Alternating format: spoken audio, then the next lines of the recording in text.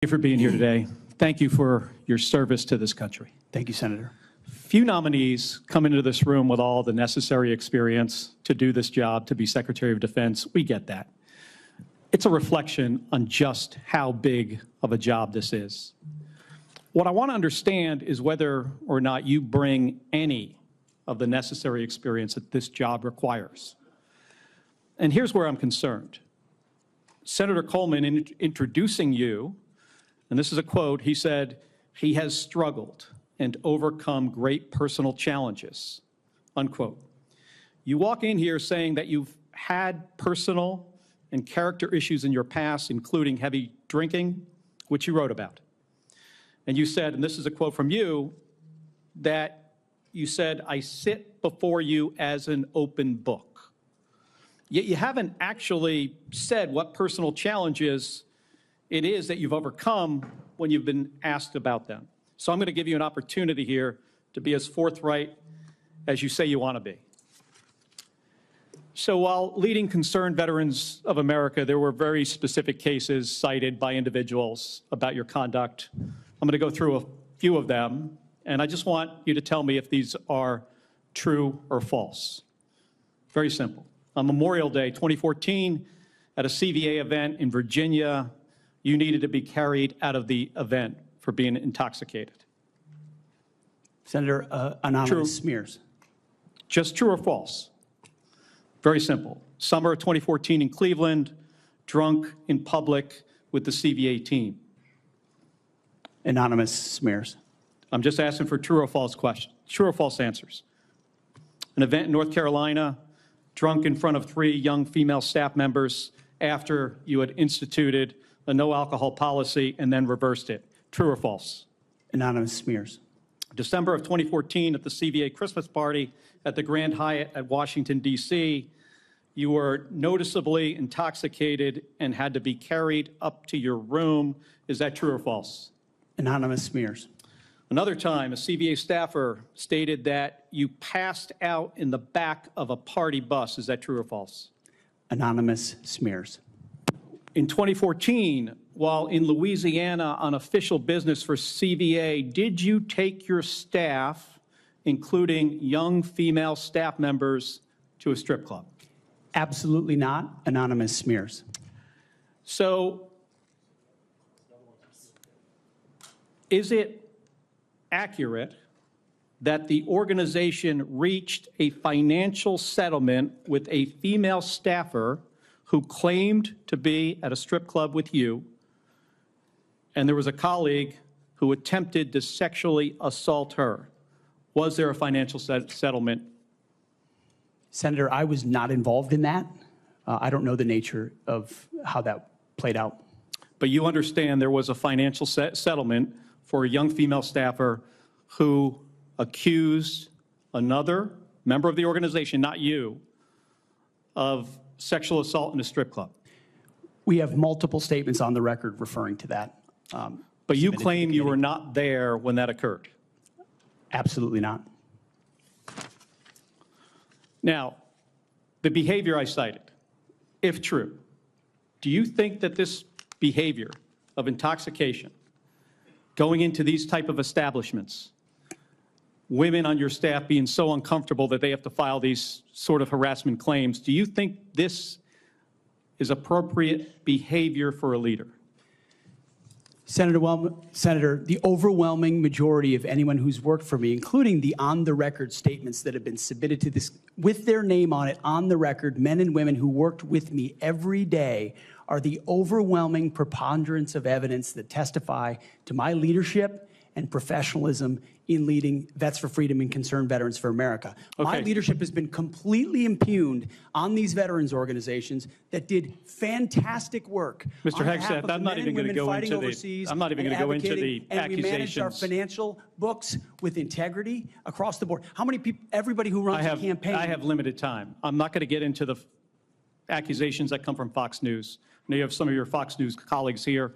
There were multiple instances of accusations against you about drinking on the job. All anonymous, all false, all refuted by my colleagues who I worked with for 10 years at 6 a.m. to 9 p.m. and everything The challenge here for me, Mr. Hegseth, Hegseth, they've only seen me be professional is when there is every discussion single time. about personal challenges, and you admittedly had issues with heavy drinking.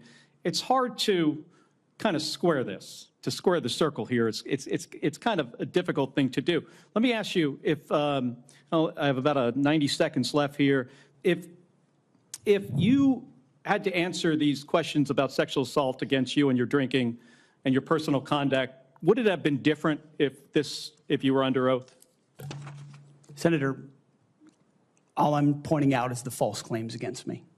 Okay, I take it you do not want to answer that question. I walked into this hearing this morning concerned that you haven't demonstrated adequate leadership in your civilian roles.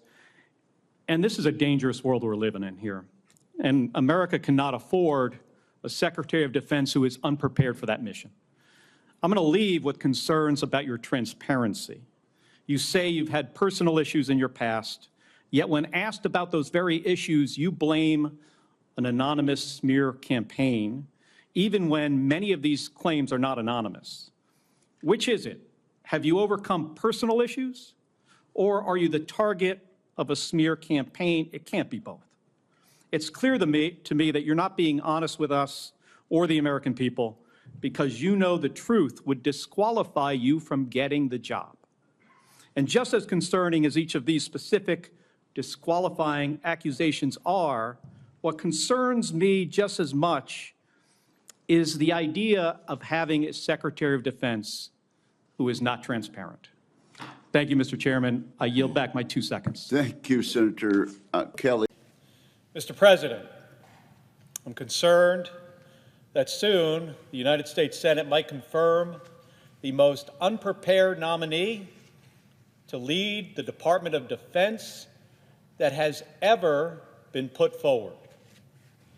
I look at every nominee based on whether they're qualified and committed to do the job. It's how I evaluated nominees from the last president, and it's how I'm evaluating nominees from this president.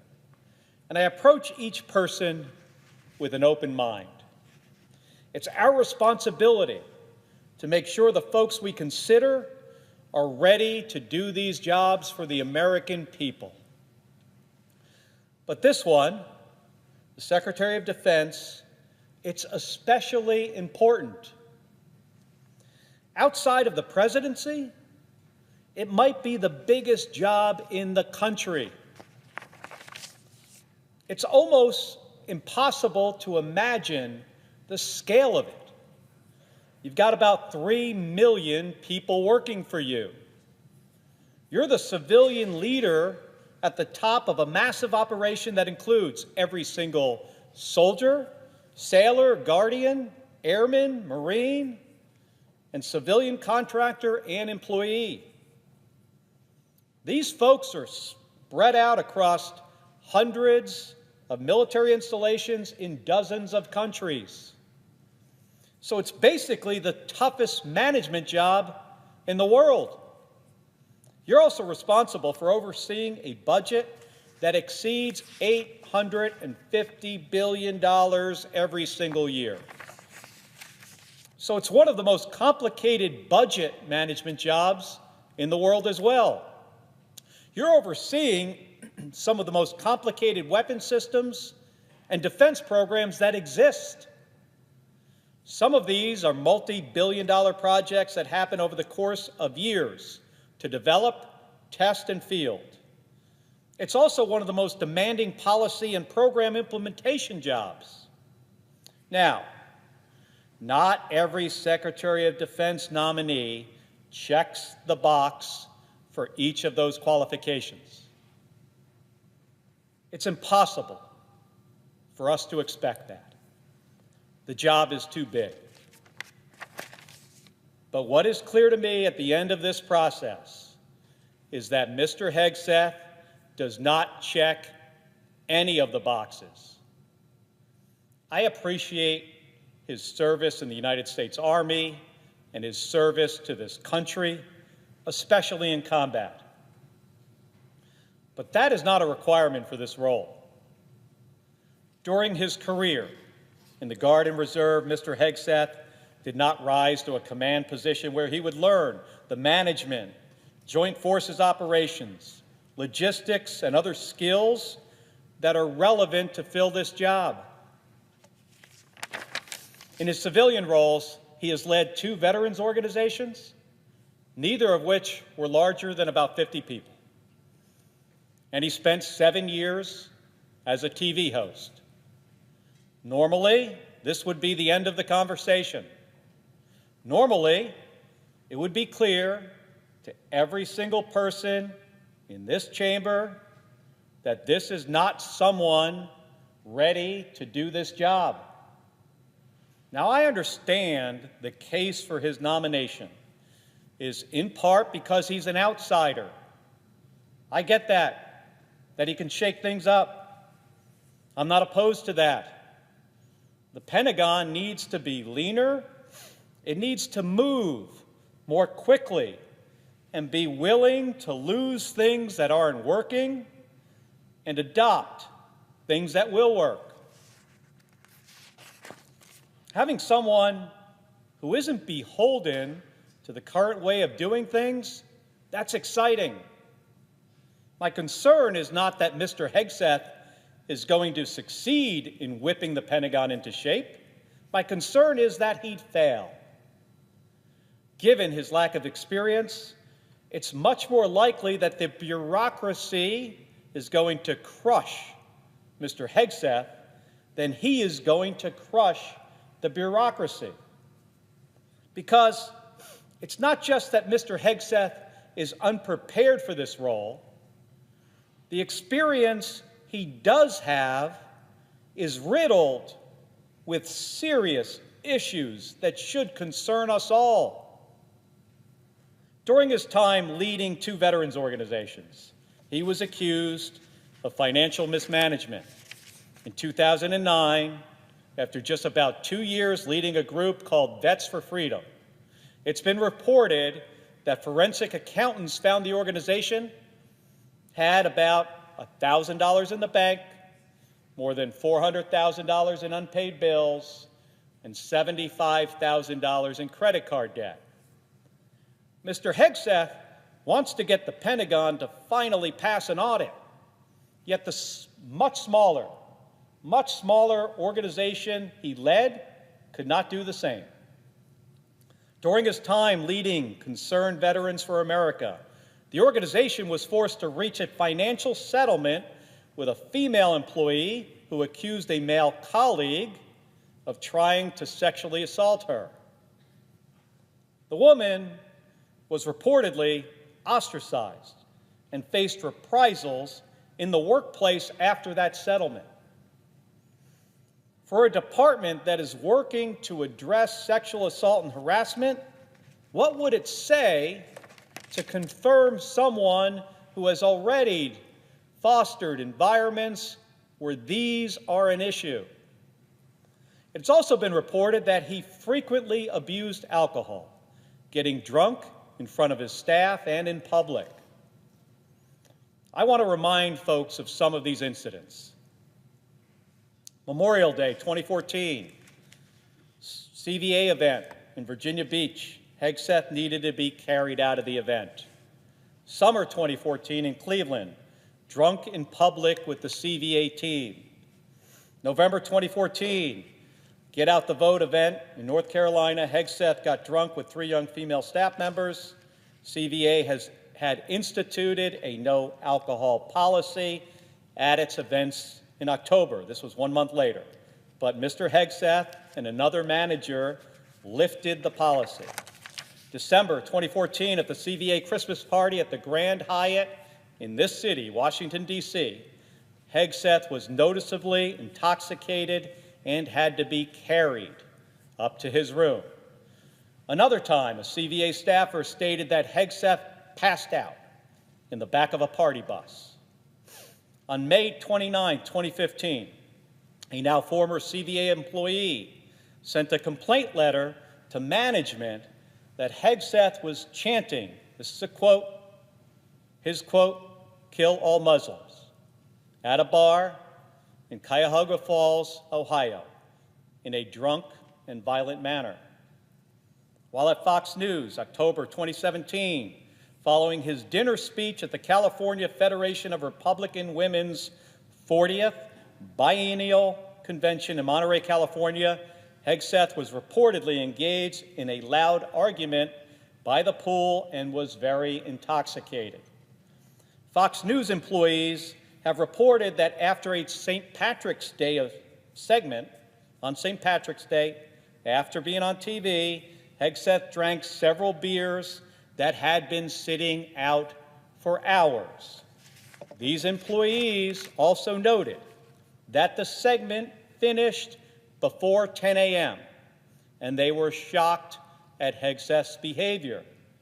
One current and two former Fox News employees told NBC News that they felt that they had to babysit Hegseth to mitigate the effects of his drinking.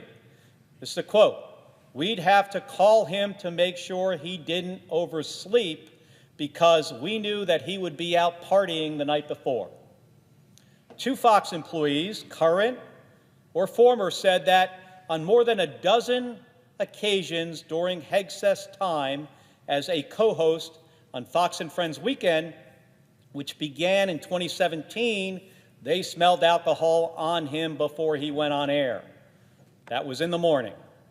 Those same two people, plus another, said that during his time there, he appeared on television after they'd heard him talk about being hungover as he was getting ready or on set. Fall of 2024, one Fox employee said they heard him complain about being hungover. November 2024, one Fox employee said they smelled alcohol on him as recently as this past November, 3 months ago. During his confirmation hearing, I gave Mr. Hegseth the opportunity to answer for a number of these incidents. I asked him point blank, are these true or false? He had the opportunity to say these things did not happen, or to explain how he is prepared to account for them, and how he won't repeat this concerning behavior as Secretary of Defense. He wouldn't answer, with one notable exception. I asked him about reports that in 2014 he was drunk at a strip club with staff in Louisiana. He replied to me, absolutely not. He specifically denied that incident. He was prepared to say that one, but only that one didn't happen. But the rest of these incidents, well, he would not deny them. Instead, he called them anonymous smears. Well, first of all, they are not all anonymous. The committee has had access to sworn affidavits from individuals who witnessed this behavior firsthand. This confirmation process was rushed. The FBI background check, which the entire committee was never given access to, was clearly inadequate and had to be updated multiple times. And despite repeated efforts, Mr. Hegseth has refused to meet with me and many others on the committee in private to discuss these concerns further. But beyond all of that, it defies belief that this behavior does not represent a pattern. The incidents listed earlier, they stretch out across a decade. These are individuals who worked with him across 3 different organizations. And in each place, these people witnessed him abuse alcohol. It is obvious to anyone willing to see it that this is a pattern. And let us be clear, these are not smears. If Mr. Hegseth were a private citizen, these issues with alcohol would only be a concern for those around him.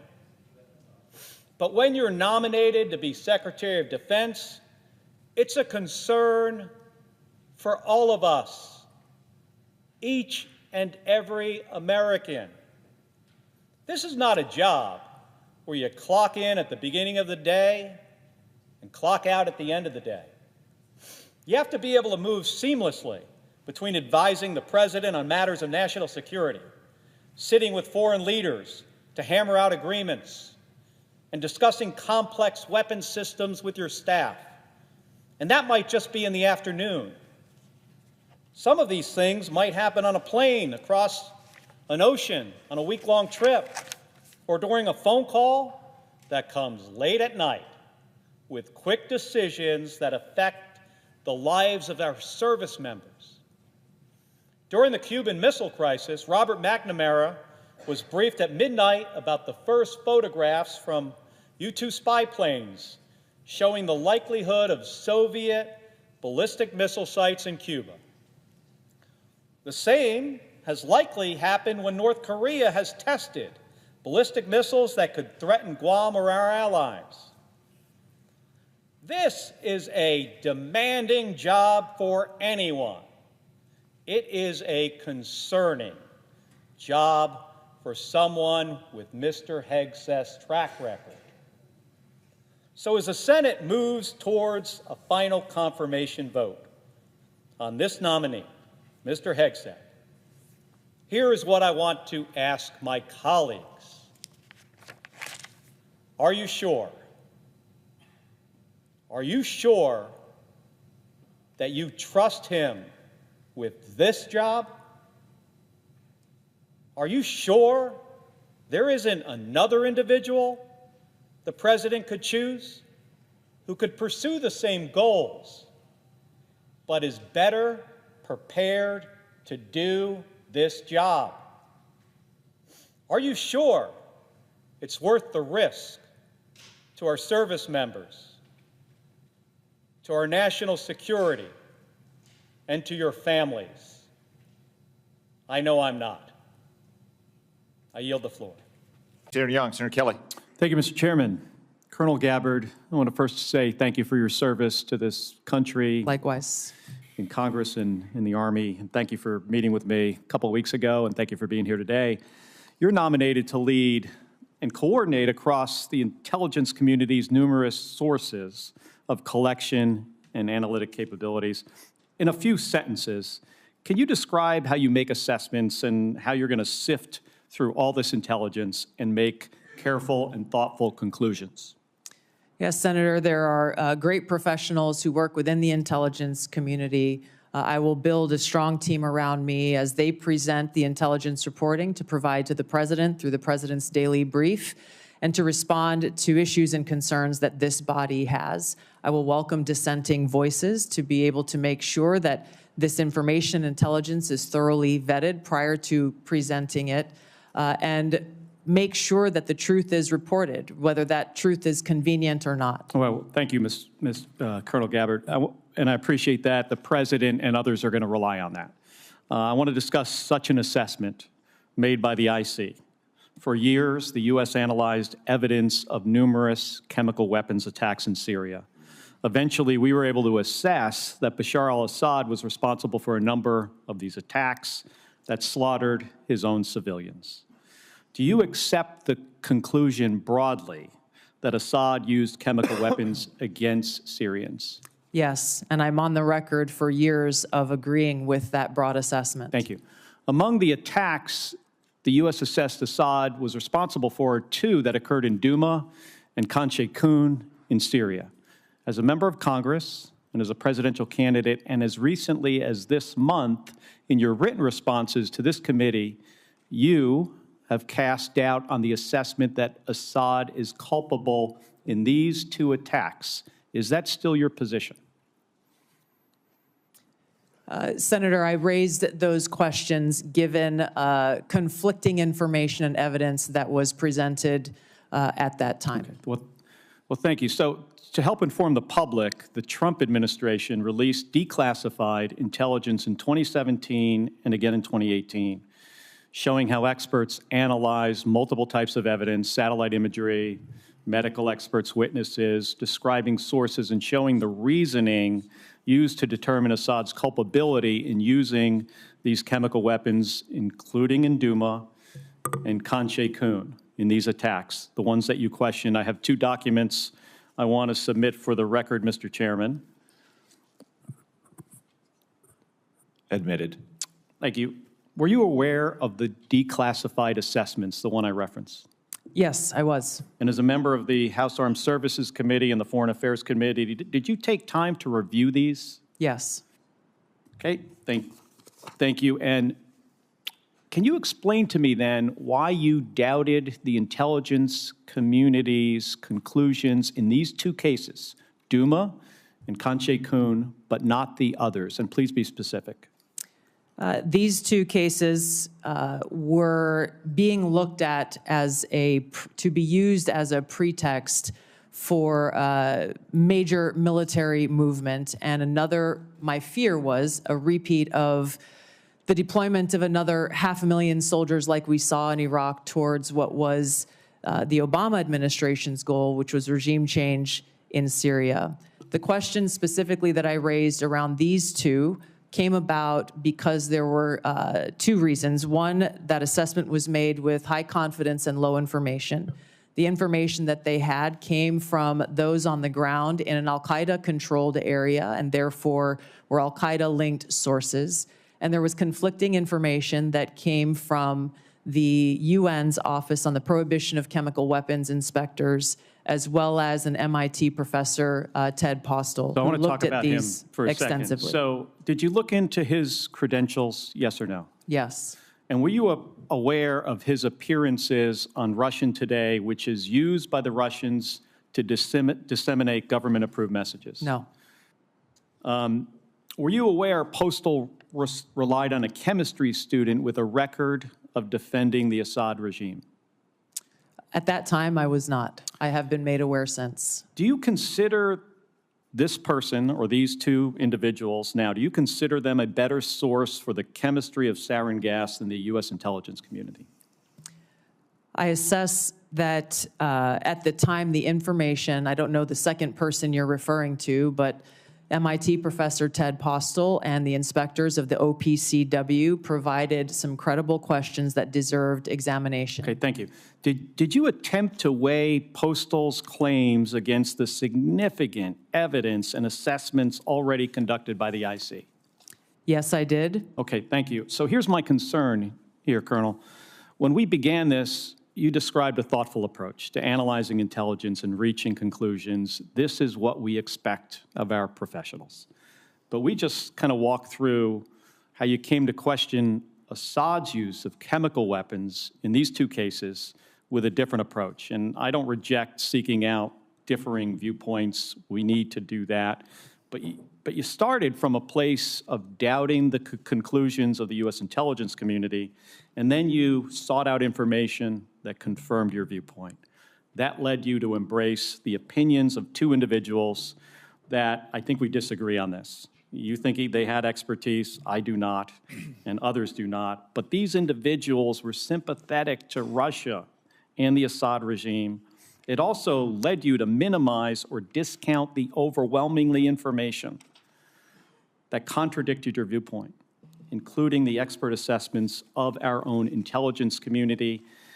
And they don't get it right 100% of the time. I get that. But what I have seen makes it clear that at the same time that you were skeptical of our intelligence community's assessments, you would not apply the same skepticism to information that came from sympathizers of Russia and Assad.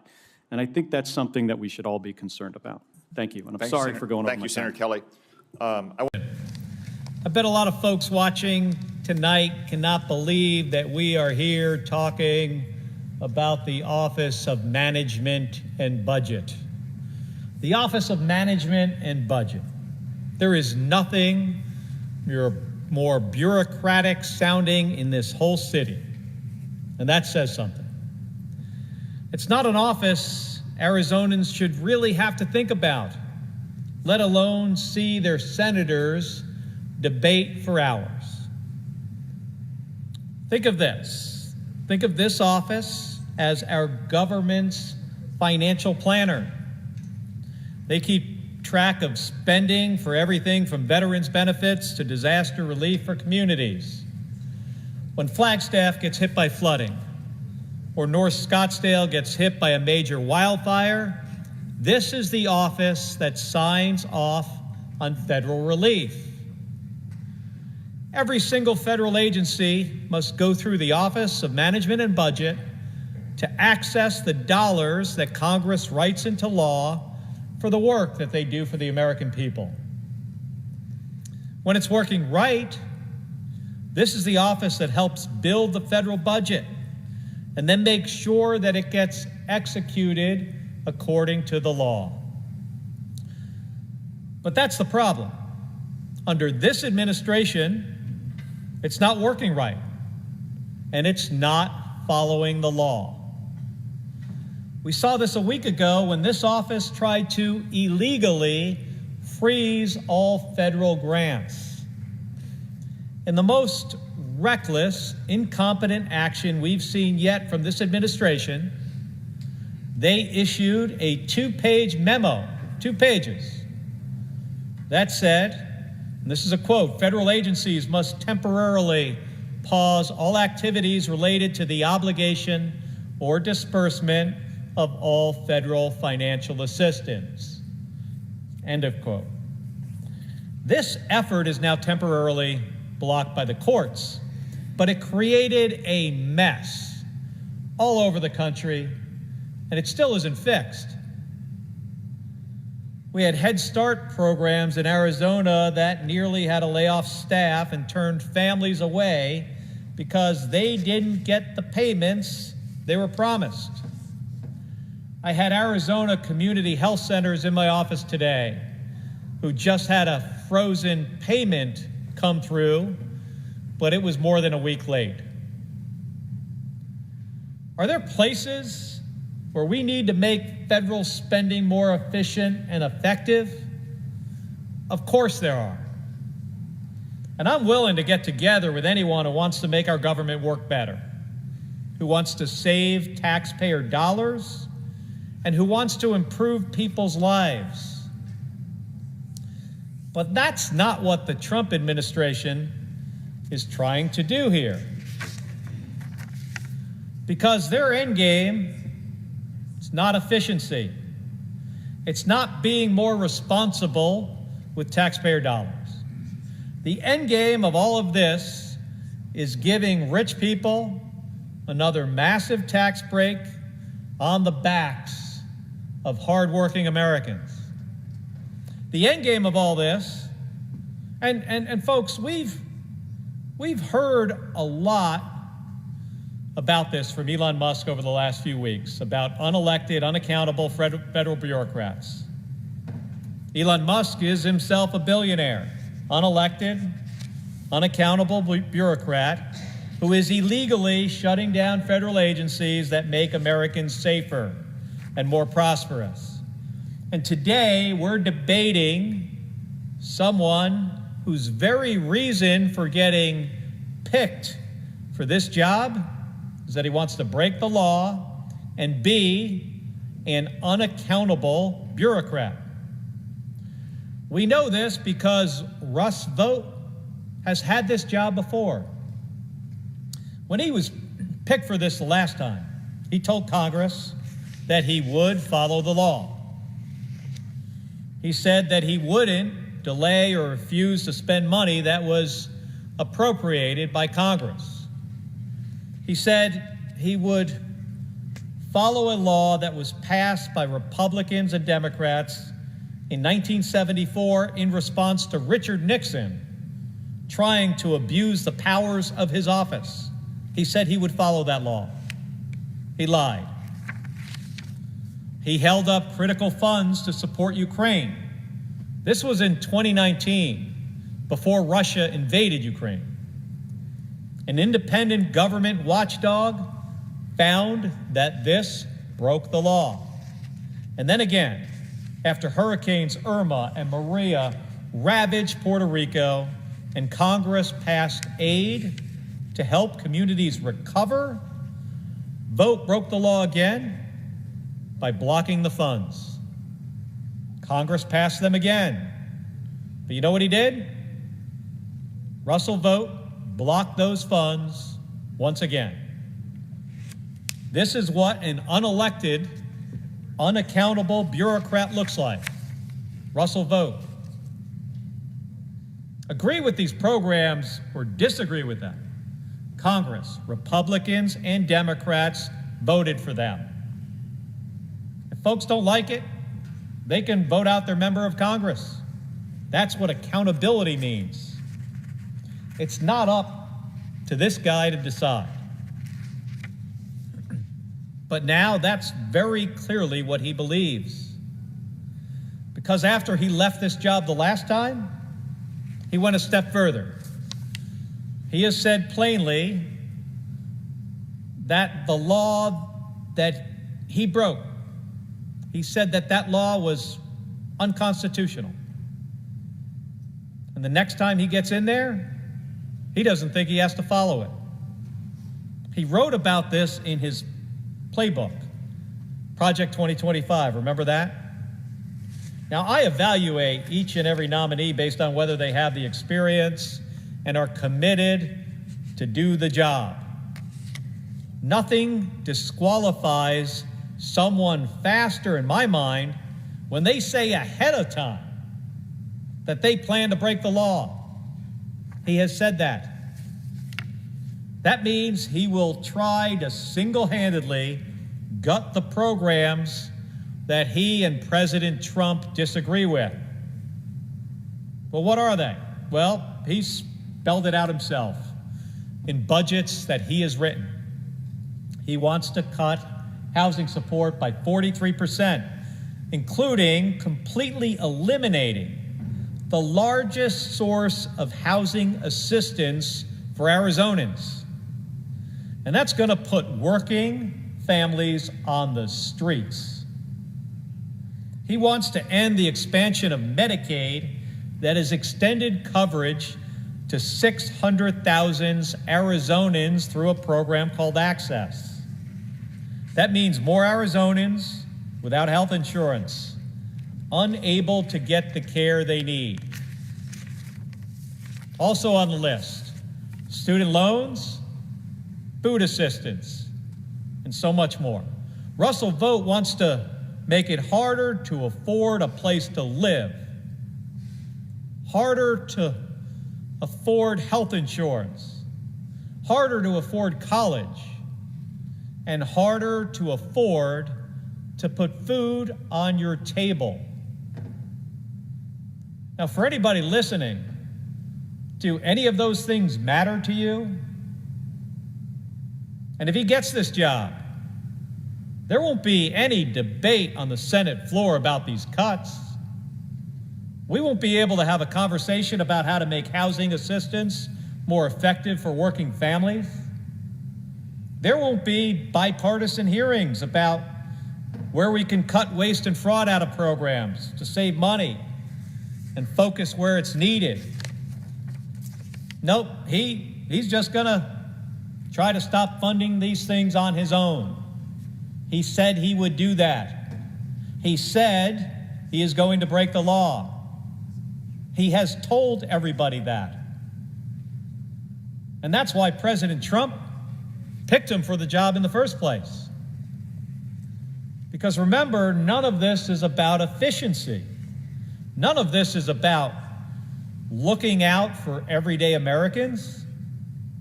This is about billionaires paving the way to get another tax cut for themselves and for their corporations. And to do so on the backs of you, hardworking Americans. Folks, we've been here before. The first time around, President Trump signed a tax giveaway that he said was going to grow the economy and help working people. But that's not what happened. In the years since that tax bill was passed, we've seen a massive transfer of wealth to the richest Americans. That's part of the reason why Elon Musk is now worth more than $400 billion. More big, profitable corporations are now paying nothing in federal income tax. Zero. And the plan is to double down on tax breaks for the rich, while behind closed doors, unelected and unaccountable bureaucrats like Russell Vought and Elon Musk, they gut programs that help working families. I couldn't think of a more backwards way for the federal government to operate. We're supposed to be here to make government work for the American people. And I'll sit down with anybody to make that happen. But the plan seems to be to break the federal government in order to help rich people. And I can't get on board with that. So thank you, Mr. President. I want to yield the balance of my post-cloture debate time on the Vought nomination to Senator Merkley.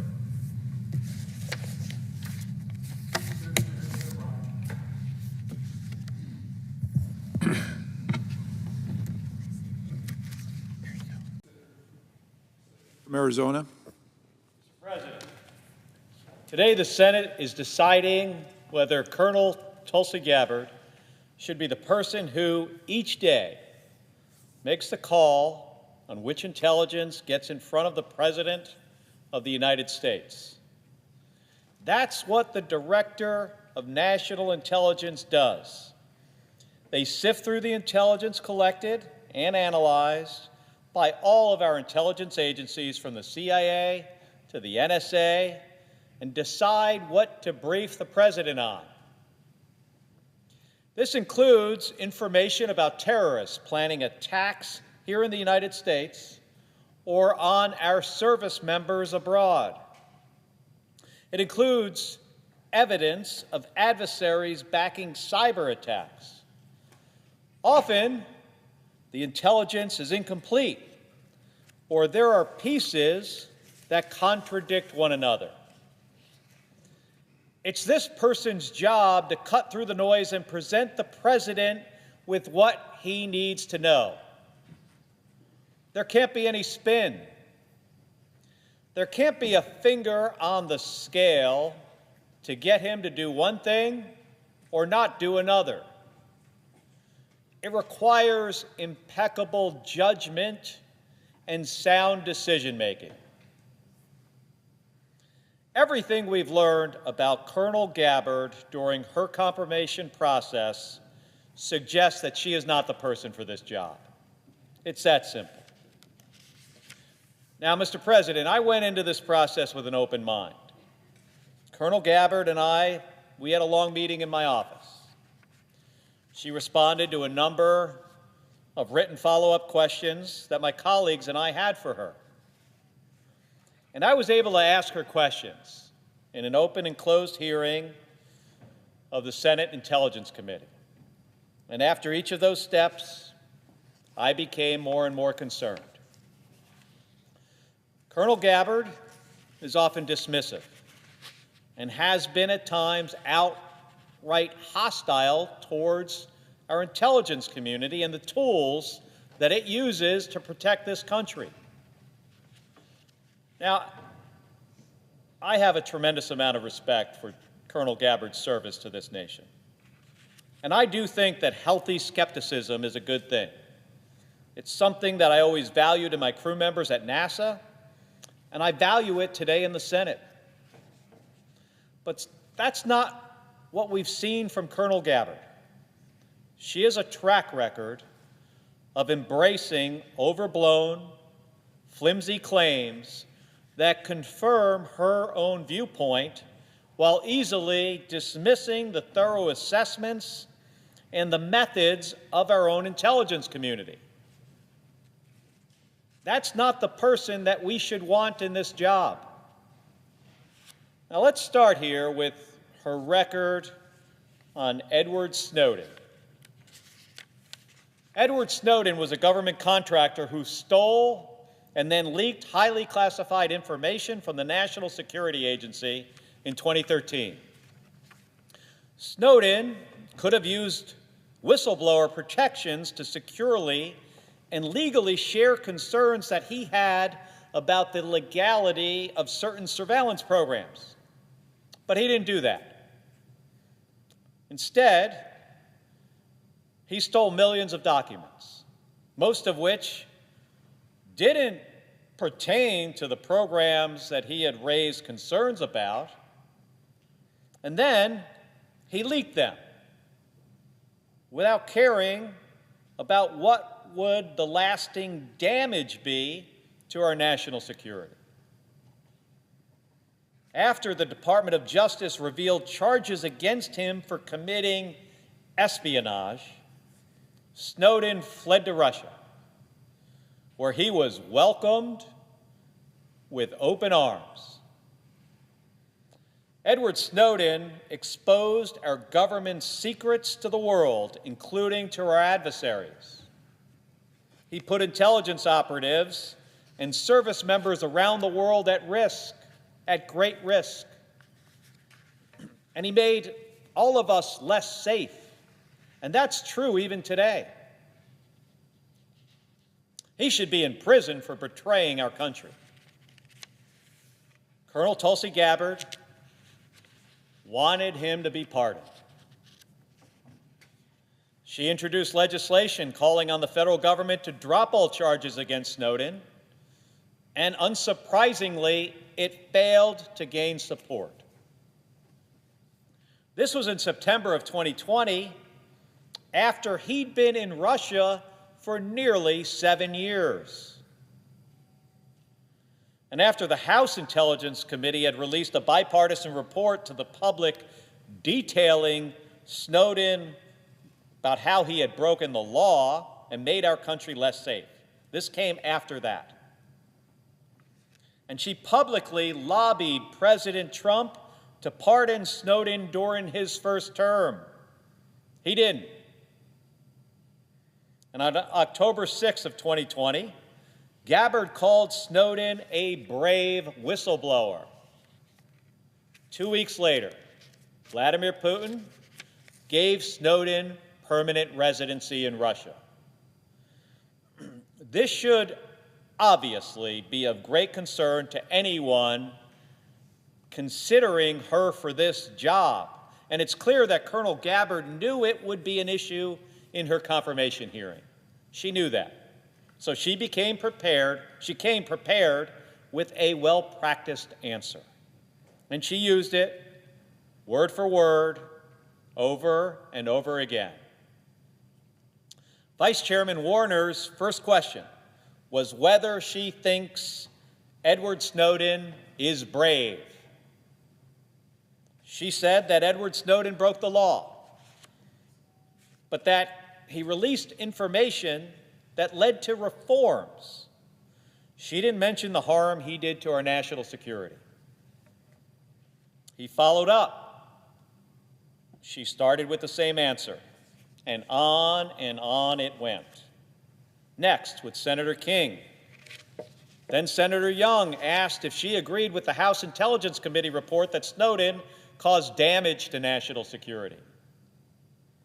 She repeated the same answer she had given just before.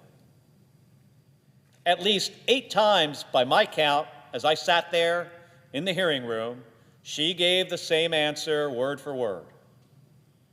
But the real moment of truth came when Senator Lankford of Oklahoma asked her what he himself has publicly said was a softball question. And the question was, is Edward Snowden a traitor? It really should have been pretty easy. If you believe Edward Snowden broke the law, and the law he broke is the Espionage Act, it's pretty clear that's exactly what he is. He's a traitor. She wouldn't answer. Senator Bennett gave her another opportunity. She didn't take it. Now, Colonel Gabbard came into her confirmation hearing with a plan to give the same non-answer over and over again about Edward Snowden. And she was counting on that being enough to skate by. It wasn't for me. And I still can't understand, to this day, I still can't figure it out, why she will not call this guy a traitor. Colonel Gabbard would be leading the men and women of our intelligence agencies whose work and lives Edward Snowden put at risk. I asked my Republican colleagues, how can we entrust this responsibility with someone who wanted to free Edward Snowden and still to this day cannot say whether or not he's a traitor? For a lot of nominees, that would be a way big enough issue to prevent them from getting this job. That's pretty clear. But so too would her hostility towards FISA 702, one of the most important intelligence collection tools that we have. This is the program that enables us to monitor the communications of foreign actors outside of the United States. It has stopped terror attacks. It has protected American troops serving abroad. About 60% of the president's brief every single day is derived from intelligence that's gathered from this program.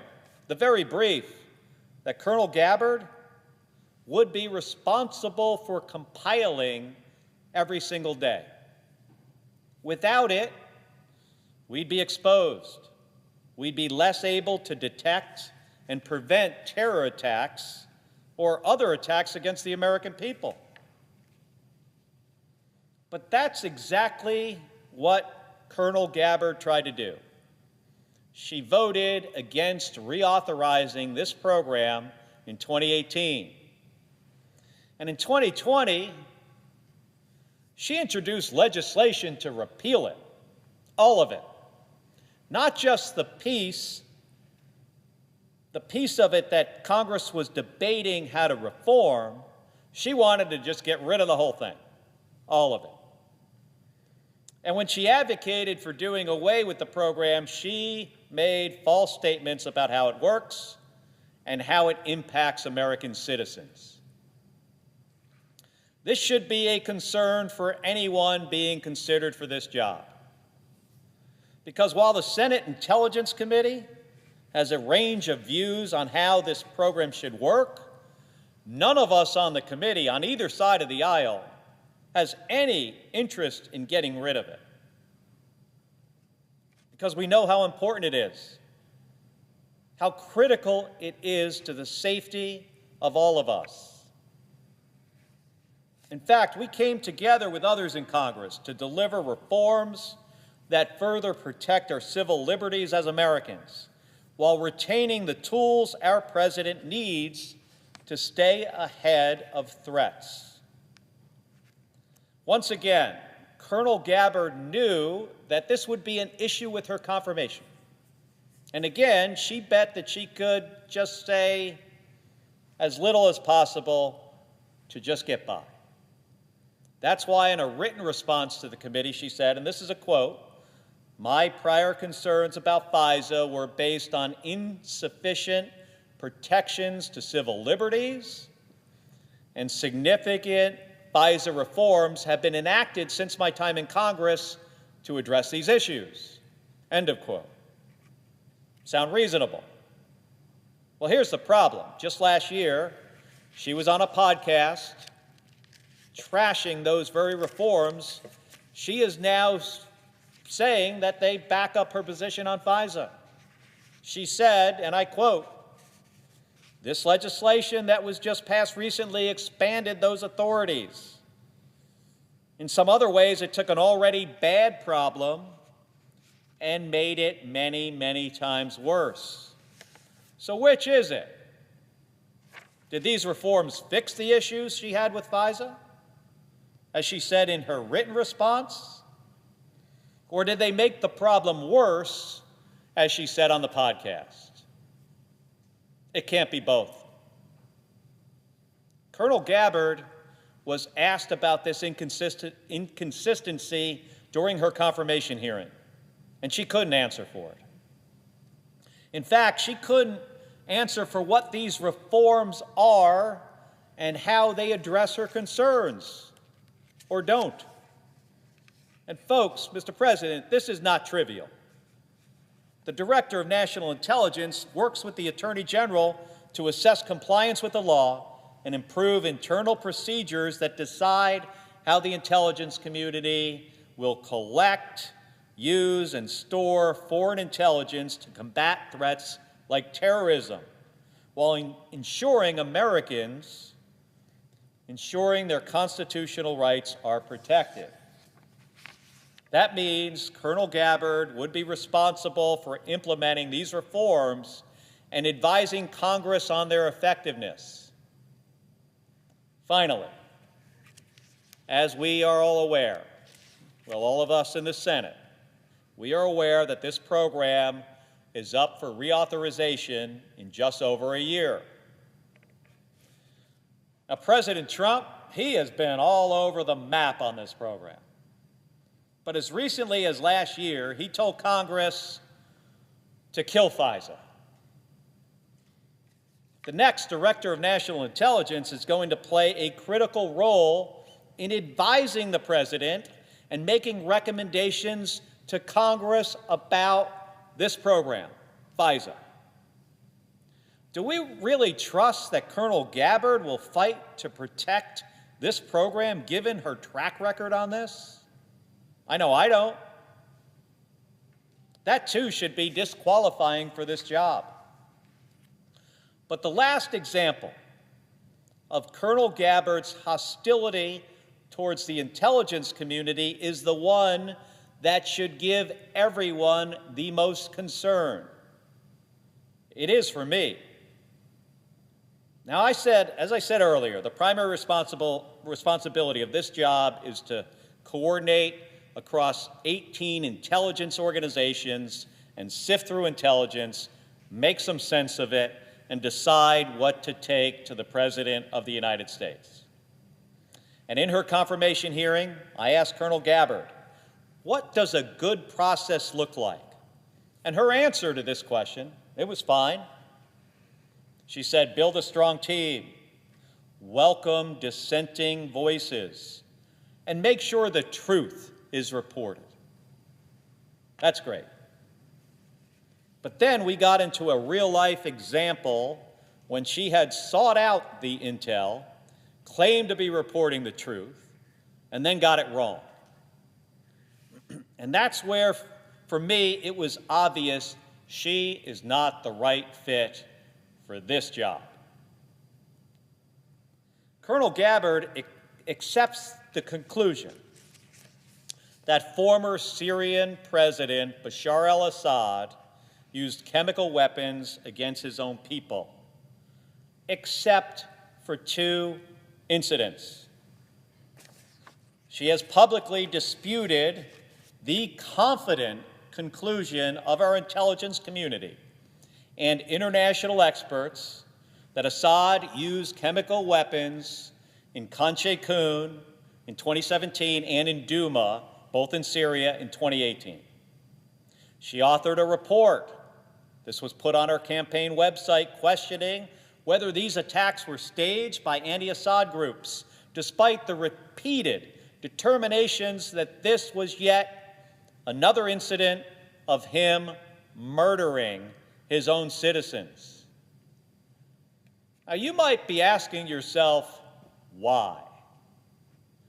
Why did Colonel Gabbard go to such great lengths to sow doubt about these 2 attacks, knowing that it would have to be useful to Assad's goals?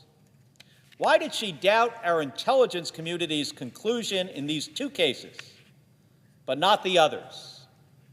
Well, I asked her. And here is how that answer began. This is a quote. This is a quote from Colonel Gabbard. These 2 cases are being looked at to be used as a pretext for major military movement. And another. And my fear, her words, my fear was a repeat of the deployment of another 500,000 soldiers like we saw in Iraq towards what was the Obama administration's goals, which was regime change in Syria. Setting aside that Obama didn't deploy 500,000 soldiers to Syria, here's the problem. By her own admission, Colonel Gabbard's doubts about U.S. intelligence in these two cases began with her disagreements about how the intelligence was going to be used. She didn't want the U.S. and our allies to strike Syria as punishment for these chemical weapons attacks. So instead of making a strong argument on the policy, she tried to question whether the attacks happened in the first place. Colonel Gabbard also invoked the Iraq War, and she's right. We needed to learn important lessons from the lead up to the invasion. The biggest lesson was to carefully follow the intelligence where it actually leads, rather than bending it to fit the outcome that you want, which is exactly what Colonel Gabbard did in this case. It's that simple, folks. And it's also that dangerous, especially for someone in this job. If she's already disputed intelligence because of how it would be used, would she do it again in this position? The position of the Director of National Intelligence. She's the person deciding what the President would see. Would she withhold information? Or would she seek out confirmation without regard for whom it came from? Or that her viewpoint was correct? Because that's what she did in this case. The report she authored, questioning whether these attacks were staged, relied on a professor without expertise in chemical weapons. His theory, in this case, his theories were deeply flawed and have been widely debunked by experts. I asked Colonel Gabbard if she was aware that this professor had appeared on Russian propaganda news stations. She said she had no idea. To produce his findings, this professor relied on an Australian chemistry student with a history of defending the Assad regime. I asked her if she was aware of that. She said she was not at the time, but since she has been made aware. Here's what that tells me. Colonel Gabbard was unwilling to even examine, let alone weigh, the biases and shortcomings of the sources she was seeking out and elevating. She embraced these people and their half-baked theories because they confirmed what she wanted to be true, that Assad didn't gas his own people in these two cases. She wanted it to be true so badly that 5 years later, she says that she was still unaware of the facts of their background. Facts that me and my staff, that we found with some rather routine searching of public information. It was not hard.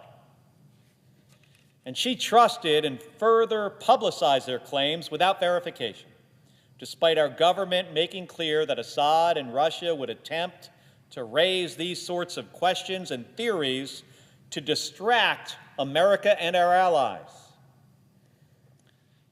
Mr. President, if that's not a red flag, I don't know what is. Still, 5 years later, Colonel Gabbard came before the United States Senate Intelligence Committee and repeated all of this as if it weren't in contention. She continues to apply less skepticism towards these sources and narratives than the assessments of American intelligence operatives, professionals, who have a ton of experience at this. and who she is nominated to lead, all because they support her point of view that the United States should not have struck Syria in retaliation for their use of chemical weapons. That's why she believed the people online. Now, that kind of reverse engineering to try to steer a policy outcome is dangerous in a job like this.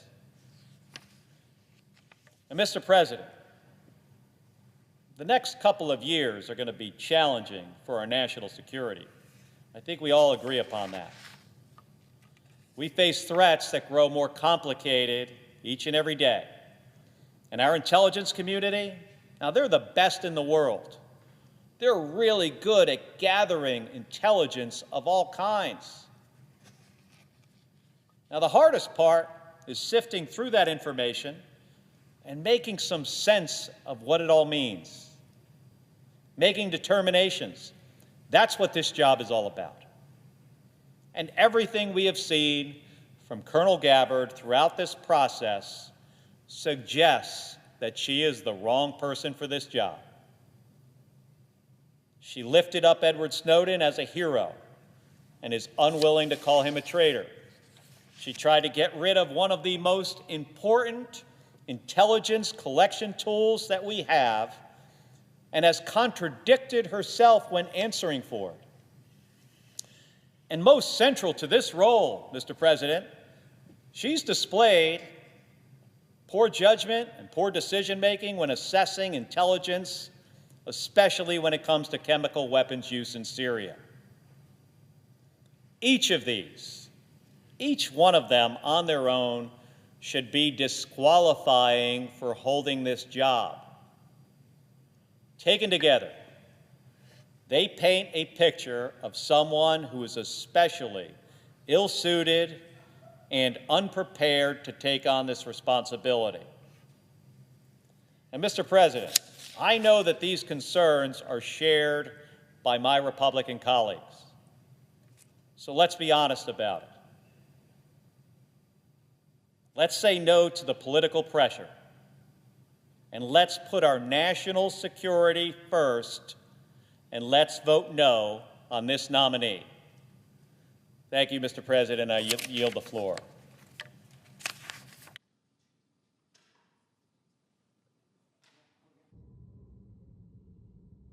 I really care about science. I spent my career as an engineer, as a Navy pilot and a test pilot, and as an astronaut.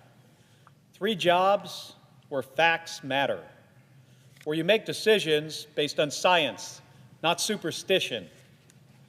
Because when you're launching off of an aircraft carrier or orbiting the Earth at 17,500 miles an hour, there's no room for conspiracy theories. You have to deal in reality. In my career, relying on science literally meant the difference between life and death. And the same is true for the person who is responsible for our nation's health. The Secretary of Health and Human Services is responsible for making sure that the best science guides our health care, from developing life-saving medicines to preventing deadly diseases. This job requires a commitment to science, facts, and to public health. But the nominee before us today, Robert F. Kennedy Jr., has spent much of his career doing the exact opposite, rejecting science, spreading conspiracy theories, and putting public health at risk. That's not someone that I want in charge of keeping Arizonans healthy.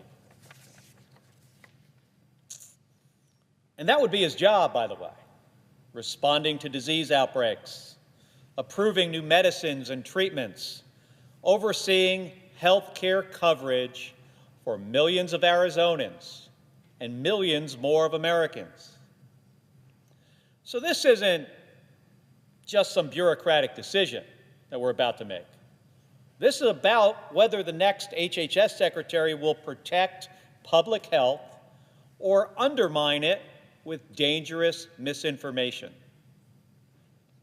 Let's be clear about Mr. Kennedy's record.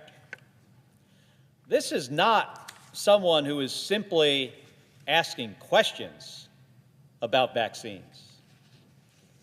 Healthy skepticism is one thing, and I always told my space shuttle crew members to tell me when they thought I was wrong, to constantly question the way that we were doing things. We should be doing the same thing here in the Senate. But what Mr. Kennedy has engaged in goes far beyond that, far beyond. Even when presented with definitive science, he's doubled down on conspiracy theories. Because for him, that is what paid the bills. He was the chairman of the most well-funded anti-vaccine organization in the country. The group he led has spread false claims that vaccines cause autism, that vaccines cause cancer, and they cause autoimmune disease. This organization, they filed lawsuits to block children from getting vaccinated. And what happens when people believe that? We get outbreaks of disease that we thought was long gone in the rearview mirror.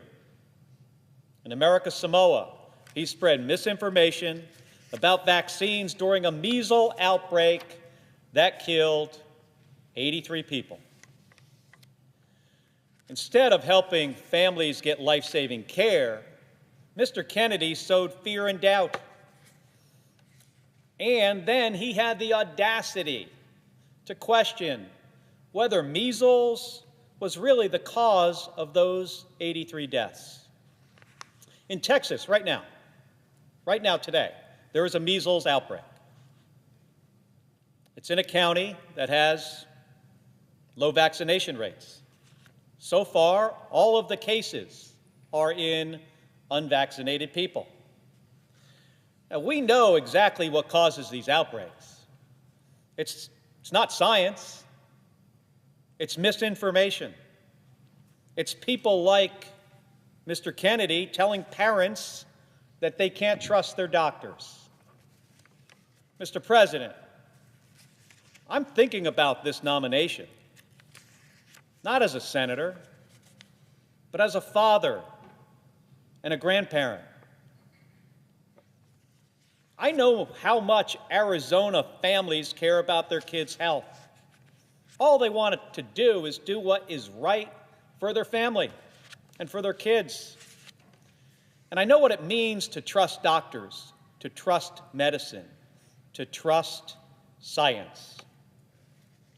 I want my granddaughter Sage to grow up in a world that is safer and healthier than the one before her, where we don't have to worry about diseases that we already know how to prevent. And I think about my daughter, her mom, who, like any first-time parent, is doing everything she possibly can to make the best decisions for her child. And that's already hard enough. The last thing parents need is one more loud voice, especially one in a position of authority, pushing conspiracy theories that make it harder to know what is true. It's bad for kids across Arizona and across the country. And when he spreads these conspiracy theories about vaccines and autism, it has cascading effects. Senator Hassan made this point, I think, better than anybody else could, just last week or the week before.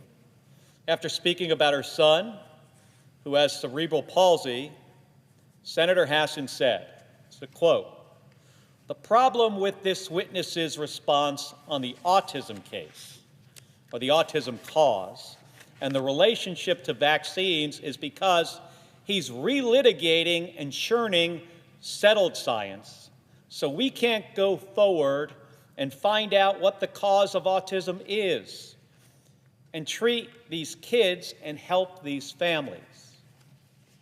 She continued, she went on and said, sometimes science is wrong, but we do make progress and we build upon the work and we become more successful.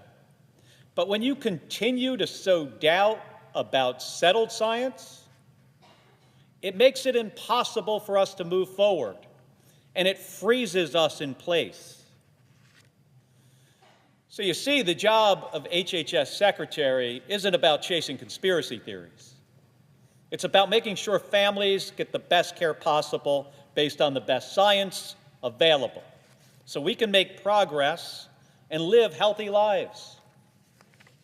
And folks, here is what makes this even worse, like a lot worse. Mr. Kennedy, get this, Mr. Kennedy vaccinated his own kids while telling other parents not to. His own cousin, Ambassador Caroline Kennedy, called him a predator for what he has done. That's not leadership, folks. That's hypocrisy. And here is what Ambassador Kennedy wrote. Bobby preys on the desperation of parents of sick children, vaccinating his own children while building a following by hypocritically discouraging other parents from vaccinating theirs. She went on, even before he fills this job, his constant denigration of our healthcare system and the conspiratorial half-truths he has told about vaccines, including in connection with Samoa's deadly 2019 measles outbreak, have cost lives.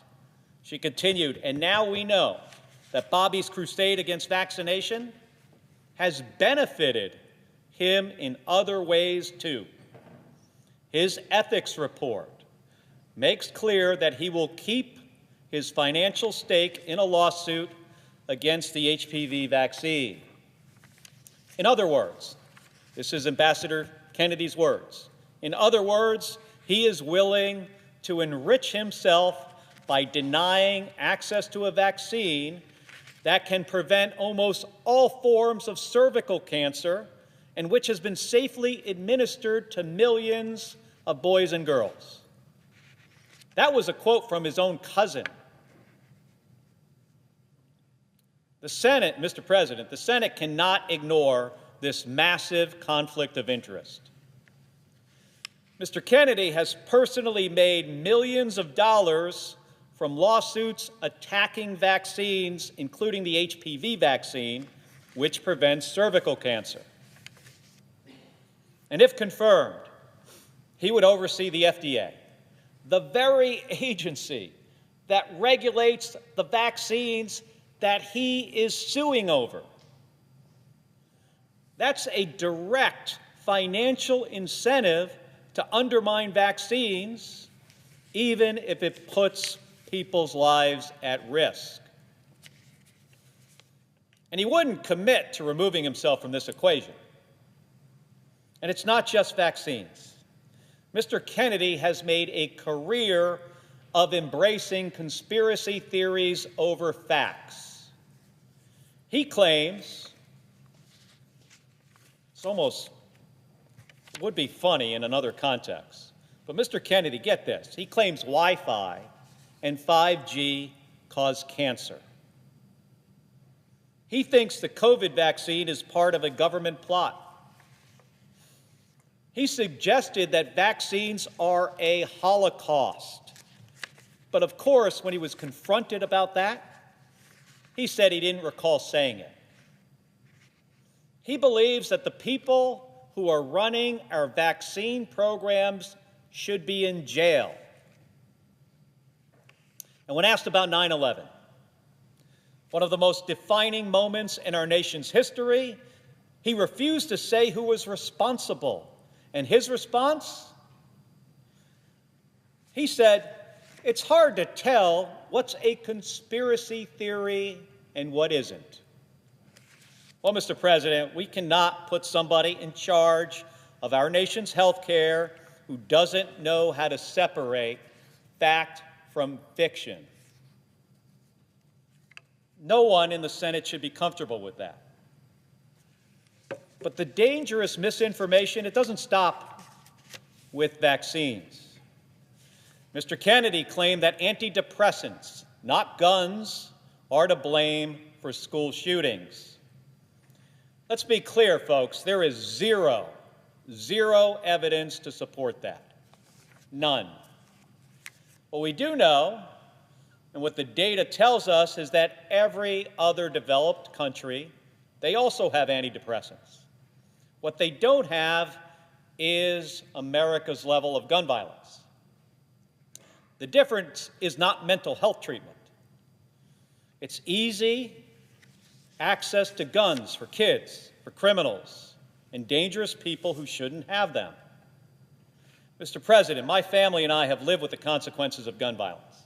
My wife, Gabby Giffords, was nearly killed by a gunman when meeting with her constituents outside a grocery store in 2011. 6 people died, 12 were injured. You won't find anyone at that grocery store who believes that an excess of mental health treatment was responsible for that tragedy. Not one. Gabby and I have sat in living rooms of parents who have lost their children in mass shootings. And we have fought for real common sense gun safety laws that can save lives. Just like Senator Hegseth, I will not stand here and let conspiracy theories distract from real solutions. And this is the core of the problem. Mr. Kennedy treats health care like it's a conspiracy theory. Mr. Kennedy is not the person who should be running the Department of Health and Human Services. It's very clear. Now, if Mr. Kennedy was simply a private citizen saying these things, that would be one thing. It would still be a problem, by the way.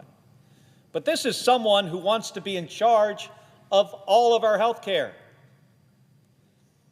And if his dangerous views weren't enough, he doesn't even understand the weight of the job he is applying for. In his confirmation hearing, he didn't know the difference between Medicare and Medicaid. He didn't understand the different parts of Medicare and what they provide for seniors. He didn't know what a community health center was. He couldn't articulate a basic managing plan for HHS's $2 trillion budget. He wouldn't answer as to whether he'll negotiate for lower drug prices for seniors. And that means if you're a senior with him in charge, you might see higher drug prices. Mr. Kennedy does not have a medical degree, and he has no experience, zero experience in healthcare policy. So this isn't just about bad ideas. It's about dangerous ideas and the fact that he is completely unprepared to do this job. We learned that at his confirmation hearing. We also learned Mr. Kennedy won't make decisions based on science, data, and facts, or what is best for our public health. Instead, he will do whatever President Trump tells him to do. Over and over again, when asked about his policies, he didn't give answers based on what he believes is right. He said, quote, "President Trump has not told me what his policy is." On reproductive health, quote, "Trump has told me to look into it, but I don't know what his policy is." This is a nominee who traffics in conspiracies, who doesn't know much about the agency he's nominated to lead, and who has said he'll just do whatever he's told. Which, considering what what we heard all along, that President Trump, he has a concept of a health care plan, not a real plan. But we still don't know what that is. I mean, now that to me feels like a big problem. Mr. President, we need an HHS secretary who will lead with facts, not fear, who will lower the price of prescription drugs, or fight to do that, and fight to reduce health care costs, and not to go along with efforts to take health insurance away from kids and people with disabilities, who will build trust in our health care system, not undermine it. Mr. Kennedy has built a career out of rejecting science, spreading misinformation, and profiting off of fear. He has compared vaccine scientists to Nazis. He has refused to say if 9/11 was a conspiracy theory. And when it comes to leading this nation's healthcare system, he has no plan, no knowledge, and no independence.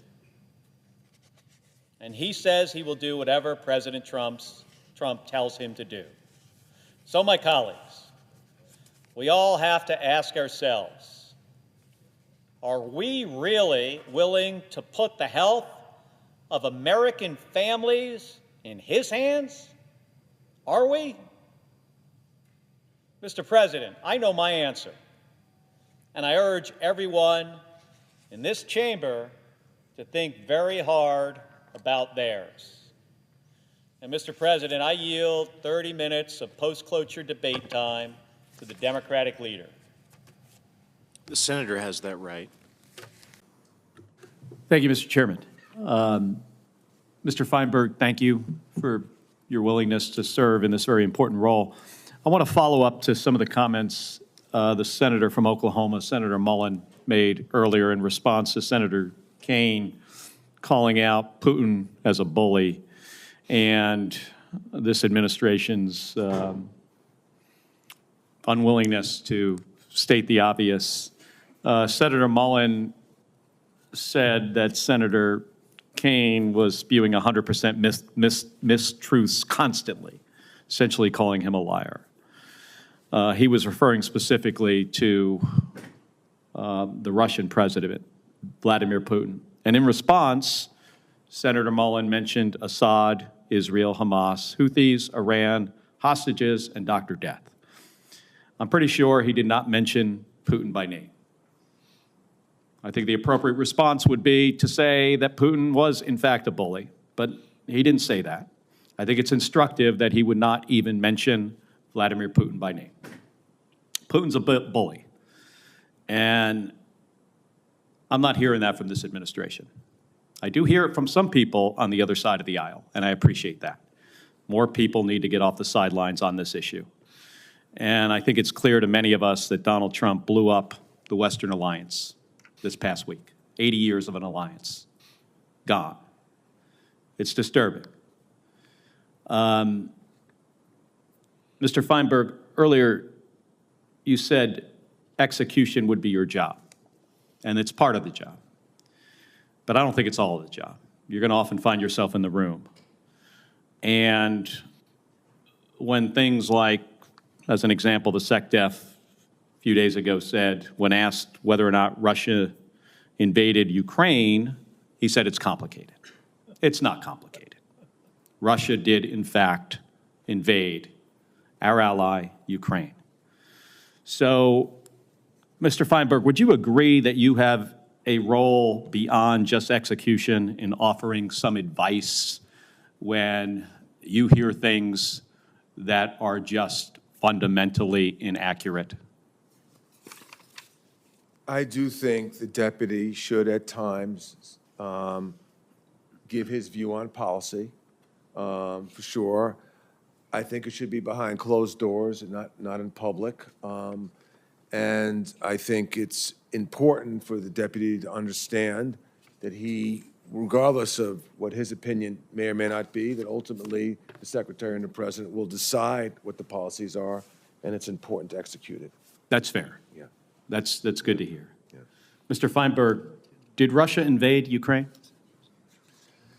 Well, going to my behind closed doors statement a second ago, I'll just say this. They moved tanks and troops and armored personnel carriers across the Ukrainian border. It's a pretty simple question. Yeah, well, here's how, if I may, I'd like to If say. you would ask the chairman of this committee if Russia invaded Ukraine, I'm pretty sure, the Republican chairman, I'm pretty sure I would know the answer. I got you. However, there's a very tense negotiation going on now. It's important for American interests. I don't have. Mr. Feinberg, we've got to live in the real world here. Yeah, but I don't. I mean, things happen, and it's obvious to the rest of the world. And I think it's obvious to Europe right now that we just blew up an alliance. And for us not to be able to say an obvious fact it doesn't help a negotiation. Well, what I was trying to say, Senator, is I don't think some person who's not informed on this, not involved in discussions, should make statements public that could undermine what the president and the secretary's intent is. I do have confidence that President Trump is very strong at negotiation, has a plan, and that he will find a good outcome for America. Mr. Feinberg, people that are good at negotiations do not give up their two strongest negotiating points before the negotiation starts, which was membership in NATO and land that was taken away from the Ukrainians. So I do not agree with that he's a good negotiator. He actually, this week, has been a pretty bad negotiator. Well, I want to make sure. Actually, President Trump, you know, his policy has always been peace through strength, and he is very cunning on how he proceeds and how he approaches these.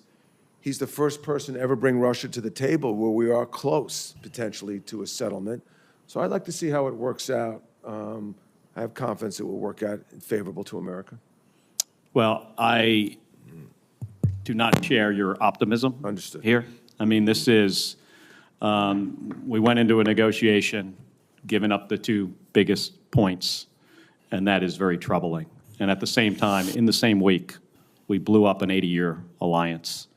And some of my Republican colleagues have a hard time even stating the obvious, that Russia did, in fact, invade Ukraine 3 years ago. I know, Mr. Feinberg, I know you pay attention to the news. And I imagine if I asked you this question 3 years ago, I'm pretty sure I know what the answer would be.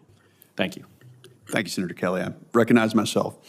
Mr. Feinberg, thank you for being here. Any discussions around them? Thank you. Thank you, Senator Blumenthal. Senator Kelly. Thank you, Mr. Chairman. Mr. Phelan, thank you for being willing to do this very important job. The Navy, in particular, means a lot to me. I spent 25 years on active duty in the United States Navy, one of the great fighting forces in the world. I understand earlier you mentioned my Ships for America Act. I appreciate that. Senator Young and I and House members are working on bringing back the U.S. Merchant Marine from its rather dismal state of about 80 ocean-going merchant vessels to something much larger than that. Our adversary on the oceans, China, has 5,500 ocean-going merchant ships. We have 80. We've got to rebuild this industry. It's a national security and economic security issue for us. So thank you for bringing it up. Look forward to getting your feedback on the legislation. But what I want to discuss now is something more specific, a weapon system called SLCM-N, the nuclear version of the submarine-launched cruise missile that is sort of being debated. I want to make sure we're clear on the direction of the system and understand the opportunity costs that might come with fielding it. So if we field SLCM-N, it would likely necessitate removing some conventional munitions from Virginia-class submarines and making some significant changes to the security systems, the launch control systems within the submarines. And that is concerning to me if we wind up in a conflict in the Western Pacific with China. I don't think that conflict is inevitable. One of our great advantages over other navies is our submarine force. So, Mr. Phelan, given the cost and operational challenges, do you believe the SLCM and the nuclear-armed sea-launched cruise missile program is worth some of the trade-offs? And if confirmed, what direction do you plan to take the Navy in with regards to the integration of this missile? And do you think we need it for deterrence? Senator Kelly, thank you for the question. I did appreciate time we spent in your office and your viewpoints on this. I thought were interesting. I think, look, I've not been read into the program, so I don't have classified information, so it makes it a little difficult for me to ask you. I know there's very strong debates on both sides as it relates to it, and I look forward to working with the Secretary of Defense to come up with what we hope will be the optimal answer as it relates to it. So if confirmed, I look forward to working with you on the program and better understanding the pros and cons of it, and hopefully coming up with the best solution. Yeah, it's a big decision. It's one of the, I'd say, bigger ones that Navy has to face with regards to a weapon system. Another decision that's going to have to be made here at some point is whether to move forward with the development of FAXX. So this is the Navy's version of NGAD, the Next Generation Air Dominance Fighter. We need an asymmetric capability. My view on this in trying to penetrate the A2AD bubble that China has built in the Western Pacific is we need a capability that can fight its way in. Right now, the F-35 has fantastic capability, very hard to see on radar. I mean, its stealth qualities of that airplane, are not matched anywhere else in the world. But China continues to, build significant weapon systems, surface-to-air, air-to-air missile systems that have much greater range, ways to detect fighter aircrafts. This is changing very, very rapidly. So I'm not going to ask you a question on this. I just want, some reassurance that you, understand the challenge in the Western Pacific, that we can't just replace this stuff right now anyway with unmanned systems. Hearing some of that from some corners of the administration where the thought is that we could just do all this stuff with drones. We can't. We do not control the electronic warfare environment the way we would need to do that. I think someday we could get there. I just don't believe now's the day. And with the Chinese, some of their innovation, there are areas where we've traditionally stayed way ahead. I'm concerned that we're getting to the point in some of these areas where they are catching up. And these are the kind of things we need. So thank you. I look forward to working with you on it. Thank you, Senator Kelly. No doubt. Senator Kelly, you are recognized. Thank you, Mr. Chairman. Mr. Colby, great seeing you and your family here. In introducing you, the Vice President Vance said the following, this is a quote: "You need good people in government. You need people who are going to tell the truth, who are going to look you in the eye, who are going to disagree, sometimes amicably, but actually be willing to look you in the eye and have an important conversation. Who you can trust to tell you what they actually think, agree, or disagree." And that's the kind of person that Bridge is. On his larger point, I agree strongly. In any business or organization or team, you need people willing to speak their mind. It's especially important in this role, where you would be setting the policy of the Department of Defense at a very dangerous time. So I've got a couple simple questions for you. Are there Russian troops fighting in Ukraine? Yes, Senator. Thank you. I really appreciate your being straightforward. Is it easier or harder for the United States to shift its focus more towards the Pacific if Putin is successful in Ukraine? Well, I think it's certainly a critical factor. I mean, there are other factors that we talked about, but I think it would be better if there's a peace and a secure and sovereign Ukraine and a NATO that's more capable of defending itself. That would make things easier for sure. If Putin is perceived as being successful, and if he comes out of this feeling that this worked out in his favor, do you think that puts other European countries at risk? Well, I think it's clear that European countries need to take more responsibility for their own security, and I think that's already happening, and I think we actually want to encourage that. I mean, this is, again, where I have a somewhat different view than Senator Hirono. I think the dynamics that are going on where European leaders are now saying, hey, we're going to actually do a lot more, that's actually something that we should encourage and enable, and I would say a new approach that I would advocate for and that I have been advocating for, if confirmed, would be to enable, work with Europeans and work with the positive trajectory that they're on now to give them more capability to do so. That's one side of the risk calculation. That's just one side. The other side is Putin and how he feels. And my concern is if we set the conditions here where he feels a year, 3, 5 years from now that this was worthwhile for him, he gained territory, maybe Ukraine is not a member of NATO, that puts our European allies at risk regardless of the steps that they take now.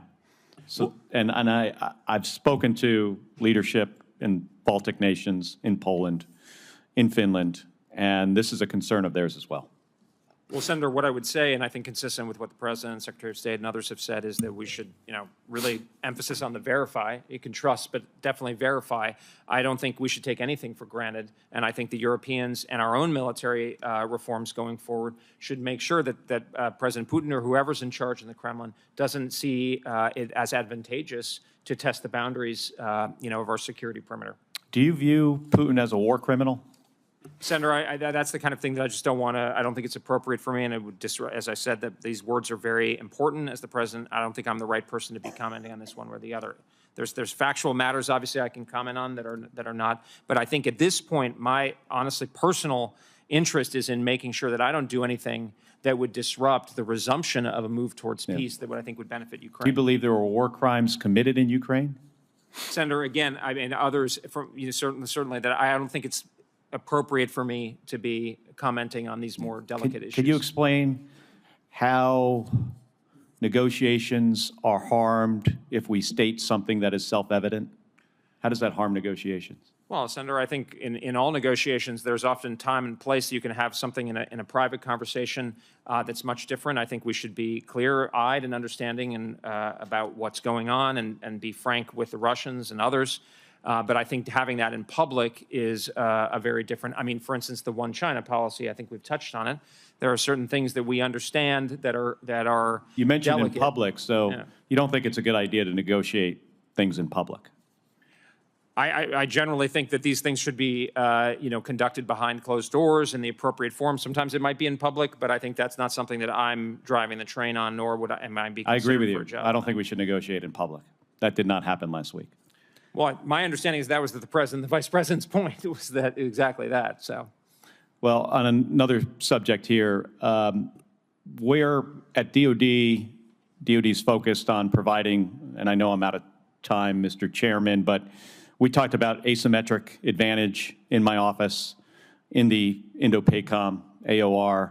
It's important we maintain, in my view, an asymmetric advantage. I hope you take a very close look at NGAD as we move forward, assuming you're confirmed for this role. thank you, Senator. I would welcome that. I'd certainly commit to taking a closer look at that. Thank you. Hey, I just got back from Ukraine, and Elon Musk called me a traitor. If Elon Musk doesn't understand what it means to stick up for American values and our principles, well, maybe he should just leave it to the people who do. I swore an oath to this nation when I was 22 years old to protect and defend the Constitution of the United States. Pretty sure Elon Musk has never done that. My guess is maybe Elon Musk did swear an oath. Maybe he swore an oath to billionaires like him and his billionaire buddies. So Elon, I think this is a fight you want to stay out of. Mr. President, I returned Sunday night from 2 days in Ukraine. It was my third trip since the war began, and it came at a perilous and difficult time. A week earlier, President Trump had blown up a meeting with President Zelensky, starting an argument in front of cameras that made the United States look like a weak bully. He gave away two of Ukraine's primary goals: regaining their territory and becoming a member of NATO. The result is a weakened hand in negotiations with Russia. And President Trump also cut off security and intelligence to Ukraine, leaving them blind and at risk of losing ground. So I made a decision to travel to Ukraine to show my support for the Ukrainian people and to bring back information, what I would learn on the ground about how these policy changes were going to impact the war. What I saw showed me just why we cannot give up on the Ukrainian people and why it's important to our security to keep Putin from winning. Of course, the Ukrainians want this war to end. They want it to end more than anybody else. But any agreement has to protect Ukraine's security, and it can't be a giveaway to Putin. This war started with what Putin thought would be a 3-day operation to take Kyiv and then control all of Ukraine. Now, we are 3 years later, and that hasn't happened. The Ukrainian people, with security and intelligence assistance from us and from our allies, have been fighting for every inch of their homeland. They've endured constant missile barrages on cities and hospitals. I visited one of these hospitals myself, and this hospital had been hit with gunfire. There were holes in the exterior walls of a hospital. There was a crater on the sidewalk in front of the door of this hospital where a mortar round landed. And there, in this hospital, I spoke to wounded soldiers who were eager for nothing more than to get back into this fight. I also met with nurses who shared their stories of this invasion through tears. They told me, Mr. President, this is hard to repeat on the floor of the Senate. They told me how they witnessed Russian soldiers raping children in front of their parents and then murdering these same children in front of their parents. Horrendous war crimes which can never be forgiven. I met with Ukrainian pilots, one of whom I had met with in Tucson when he was learning to fly the F-16. I'll be honest, when I first visited their F-16 training at Davis-Monthan Air Force Base in Arizona, I wasn't sure that they could step up to flying the Viper. It's not an easy airplane to fly, and I wasn't sure that they would be effective in combat. Those pilots have more than proven themselves flying challenging combat missions against the Russians, who are protected by a considerable electronic warfare defense and a surface-to-air missile defense, and by the way, are also flying some pretty sophisticated airplanes. I spoke to one pilot. This guy shot down 6 cruise missiles and drones on a single mission. And he did this while carrying only 4 air-to-air missiles. So how'd he do this? Well, 2 of the targets, he had a gun. Used the gun of the F-16 to shoot him down. That is really hard to do. My twin brother, who's also a Navy pilot, we were both stunned. That's impressive. They're stepping up. Ukraine's underdog status against the heavyweight Russia has bred a scrappy innovation that the United States should envy and that we can learn from. I heard it in their words when they said that they would fight. Get this, Mr. President. They said they would fight with rocks and sticks if they had to defend their country against Putin. And I saw it in their efforts to produce cutting-edge weapons to take the fight directly at the Russian enemy. They're building one-way attack drones at an incredible rate, especially considering that they stood up this production from nothing. And that's what's possible when hitting your production target every single day is a matter of life and death. They have an innovation cycle that's measured in days, while ours is measured in years. And we should learn from that. Because supporting Ukraine, it's not just about defending freedom. And freedom is a fundamental tenet of what makes America great. It's also critical to our national security and preventing future bigger wars. Not only would victory make Putin stronger to strike further into Europe, but if the United States abandons Ukraine, what message does that send to our friends across the globe? It tells them we are untrustworthy and unreliable. Now, as significant as that is, the bigger deal is what we would see from China. The Chinese watch everything, and they want to take Taiwan. If they view our loyalty to our partners and allies as weak, they are more likely to take Taiwan by force. If that happens, this president or any future president will have to make one of the most consequential decisions in the history of our country. My goal is to prevent that moment.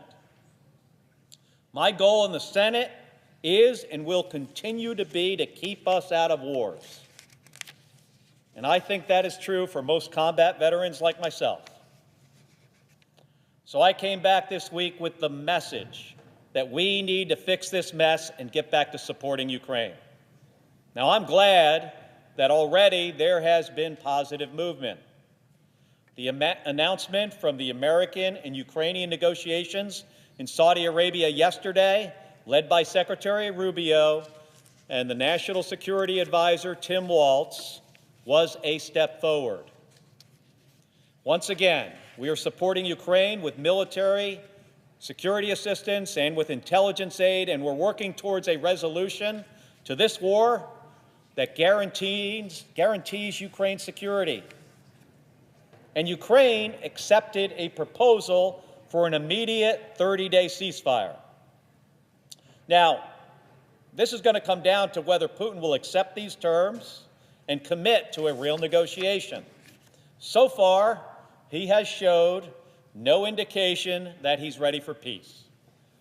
Putin started this war by breaking a ceasefire. He has mobilized his entire country and the help of other dictators like Kim Jong-un to try to win this war. And every day, every single day, Mr. President, his soldiers commit war crimes.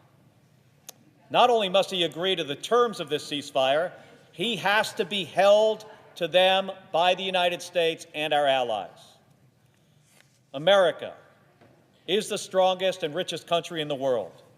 We didn't get here by being bullies like Vladimir Putin. We got there by leading from the front and bringing our allies along with us and standing by them like they stand by us.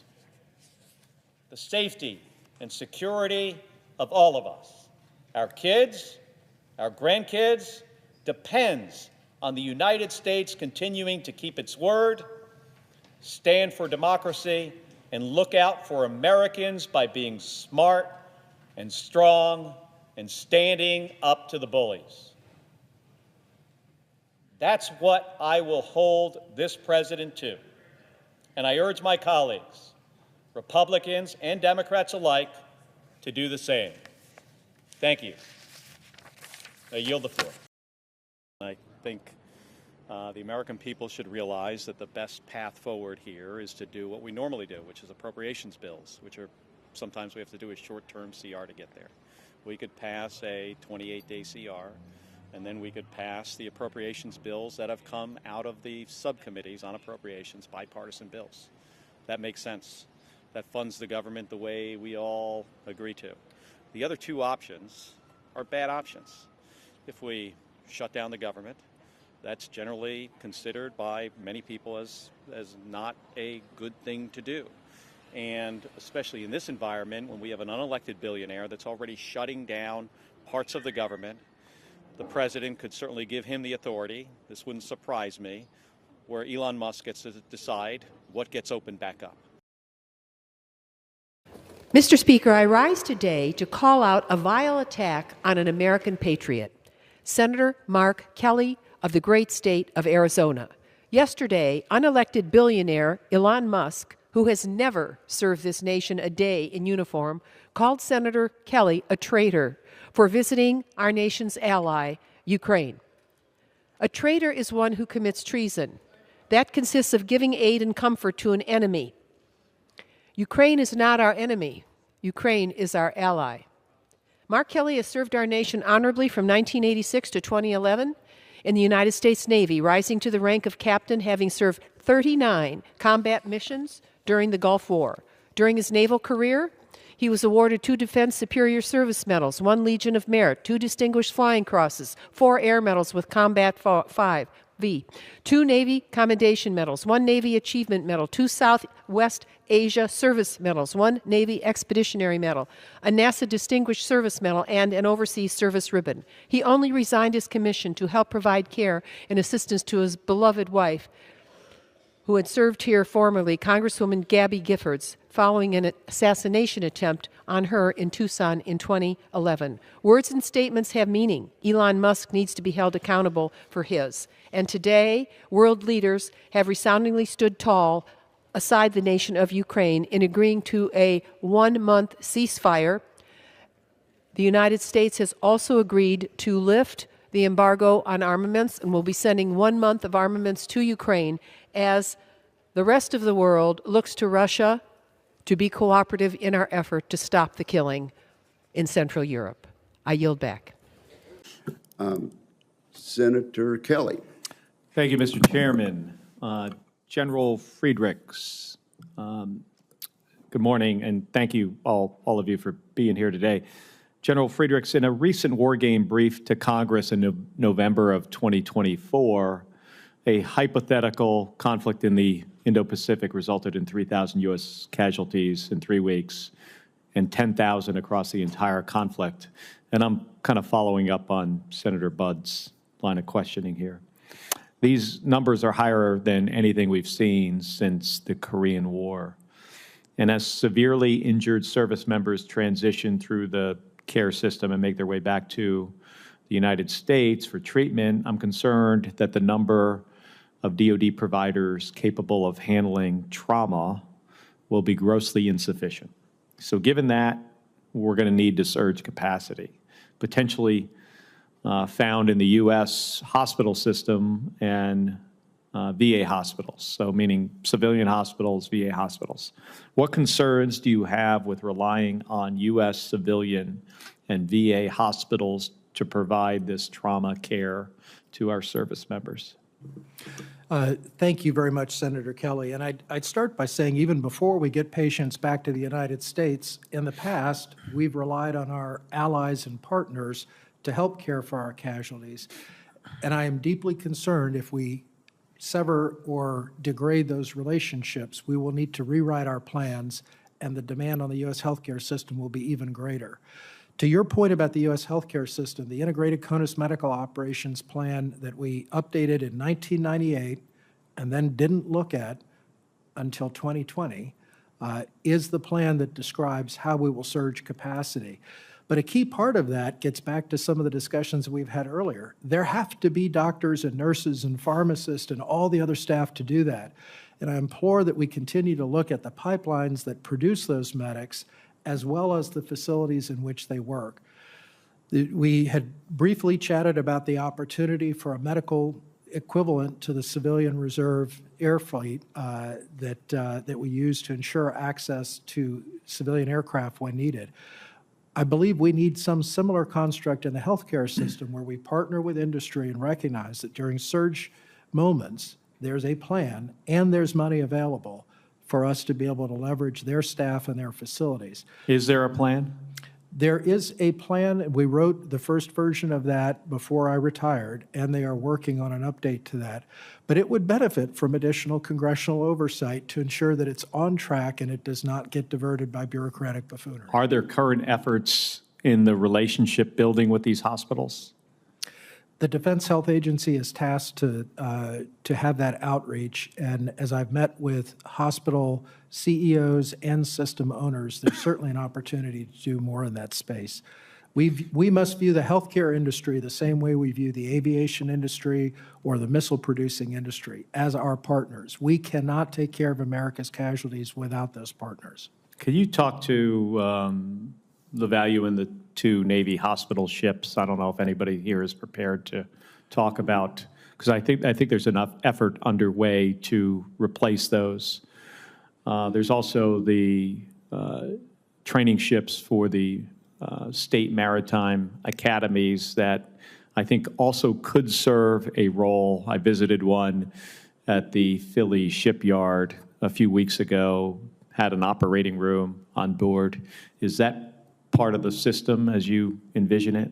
Yes, absolutely. The hospital ships are integral to our plans for a large-scale combat operation, and the 2 ships we have are some of the oldest ships afloat. They have to be replaced.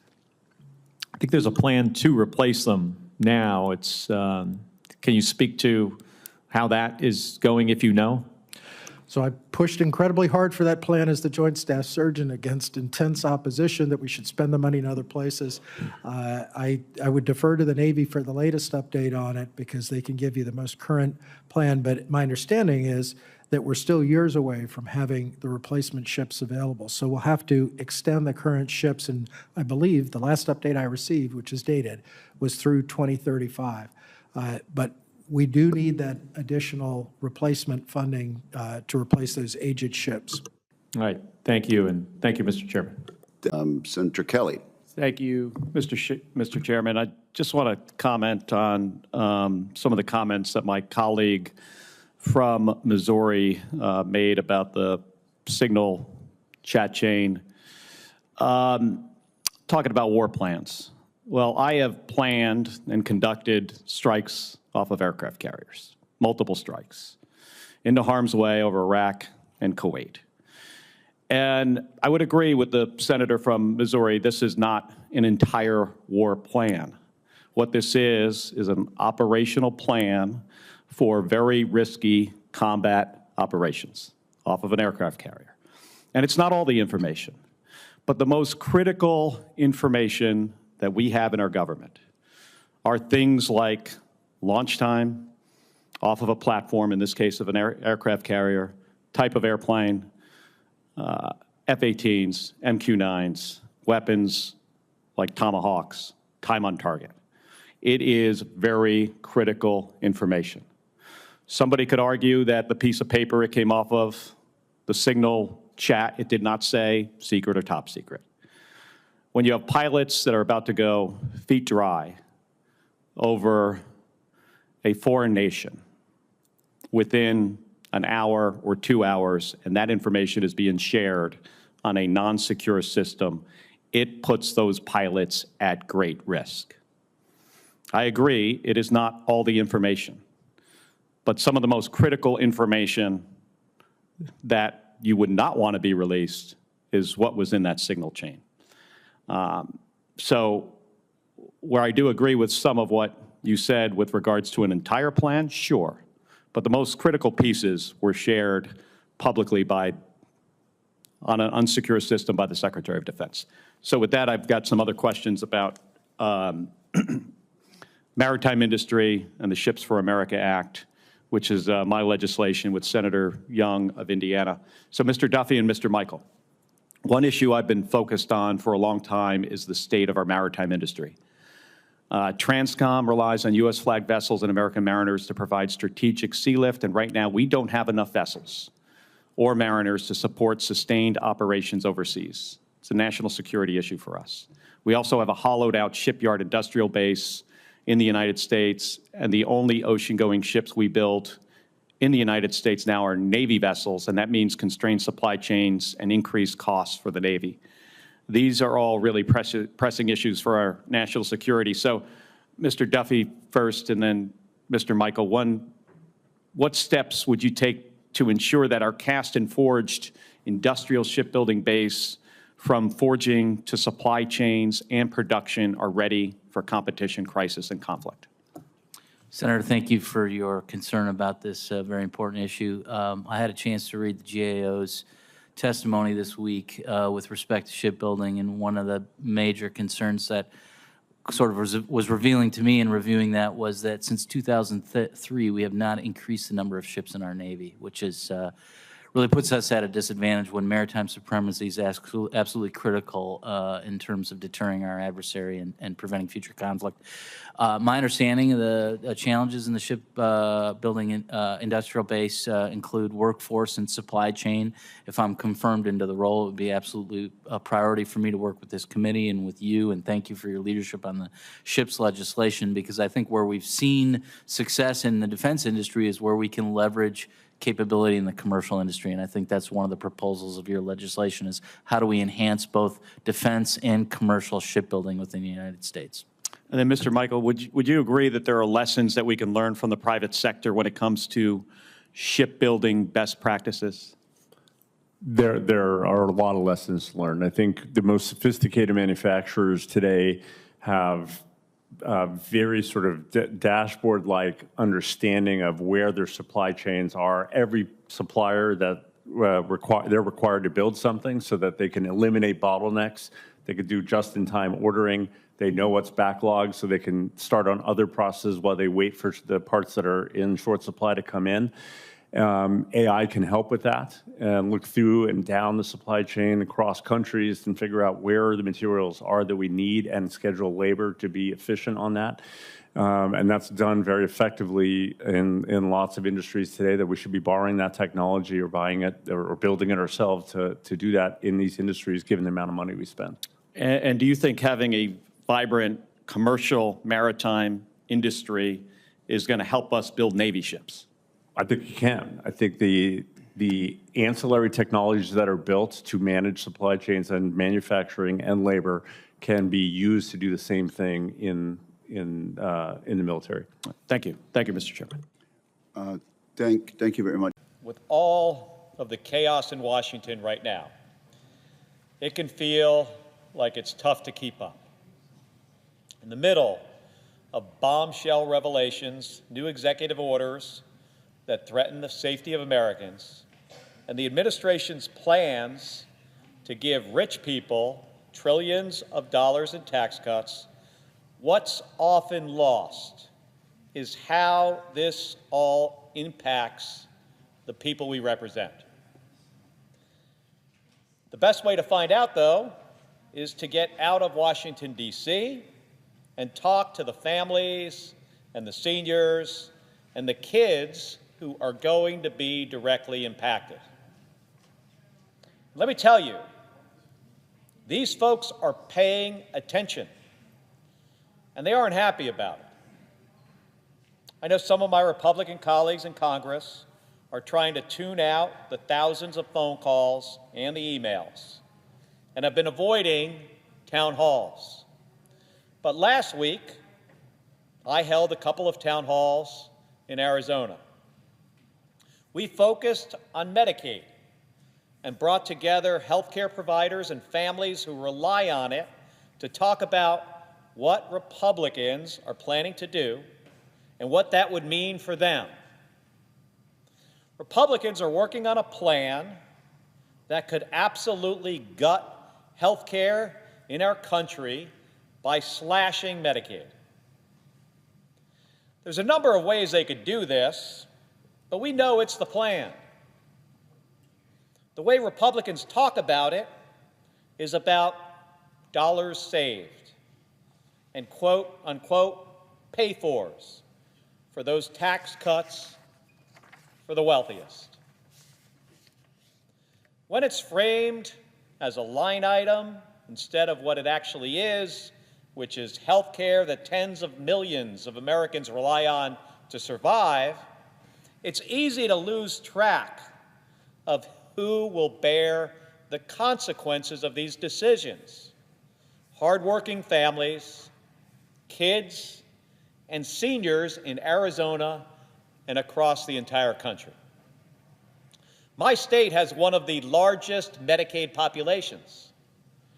The Arizona Health Care Cost Containment System, or ACCESS, as Arizona's Medicaid program is called, has been expanded under Republican governors to be the backbone of health care for more than 2 million people. We're talking about kids. We're talking about seniors. We're talking about pregnant women and people with disabilities. And I heard from them last week. I promised them that I would bring their stories back to D.C. and share them. Now, I don't think I have enough time here to talk about all of them today, but I'm going to share a few. This is story number one. In Scottsdale, along with Senator Ruben Gallego, I heard from a woman named Kiana Brown. Kiana's the mother of a 10-year-old girl that her and her husband adopted from foster care, and she has special needs, and she has a rare form of diabetes. Her daughter was diagnosed and treated thanks to Medicaid. Now, along with her husband, who served in the United States Navy for 23 years, Kiana works every day to provide for her family, and she is afraid that her daughter is going to lose her health care. She finished her remarks at this town hall by comparing Medicaid to a house that Republicans are planning to burn down. She said, and this is a quote, Mr. President, she said, "Would you mind telling your colleagues in Washington that when they're burning down this house, there are people still inside? My kid is inside." Mr. President, when she said this to me in front of this room of over 100 people sharing her most personal story, the room went silent. Everyone turned and listened, because it was a mother pleading for us to help protect her child in the most straightforward terms. And I told her I would bring this back and share it with all of you. So again, let me repeat. When they're burning down this house, there's people still inside. My kid is inside. These words from Kiana Brown, a mother and a hardworking Arizonan, should resonate loud and clear on this floor. Samia from Sierra Vista, this is story number 2, is the mother of 2 children, a 15-year-old daughter and a 12-year-old son. Her son only has 1 kidney and severe scoliosis. Both of the kids, are autistic and were diagnosed with a rare tumor disorder which cripples their body's capacity to stop the growth of tumors. The result is that their chance of getting cancer is 85 to 95%. She knows that the best chance her kids have of beating cancer and surviving is to find it early. And Medicaid has allowed her to get the frequent screenings that her children need. She shared that both her children meet the burden of placing them in a long-term care facility. But thanks to Arizona's Medicaid's paid caregiver program, she can care for them at home. That's a success. Medicaid is a literal lifeline for her kids. I think about her, knowing exactly what she needs to do for her kids to keep them healthy, and the worry that she faces as she thinks about what would happen to them without it. Story number 3 is about Tiffany Leslie Pasillas from Marana. Also, she cares for her 6-year-old daughter, Ayana, at home. Ayana is immunocompromised. She's nonverbal, she can't walk, and she requires care 24/7. Tiffany shared that without Medicaid, she would be forced to limit care and evaluate whether she could continue to care for her at home, or would she have to place her daughter in a specialized facility for her severe needs. In Tucson, Arizona, I heard from Chad Derns, who is living with multiple sclerosis and is unable to work. He relies on Medicaid to afford his MRIs and his infusion treatments. When he spoke at the town hall, he talked about the potential costs of his health care if he lost his Medicaid coverage. Through tears, he said, and I quote, "The level of costs of those things would be devastating for a guy like me." A guy like me.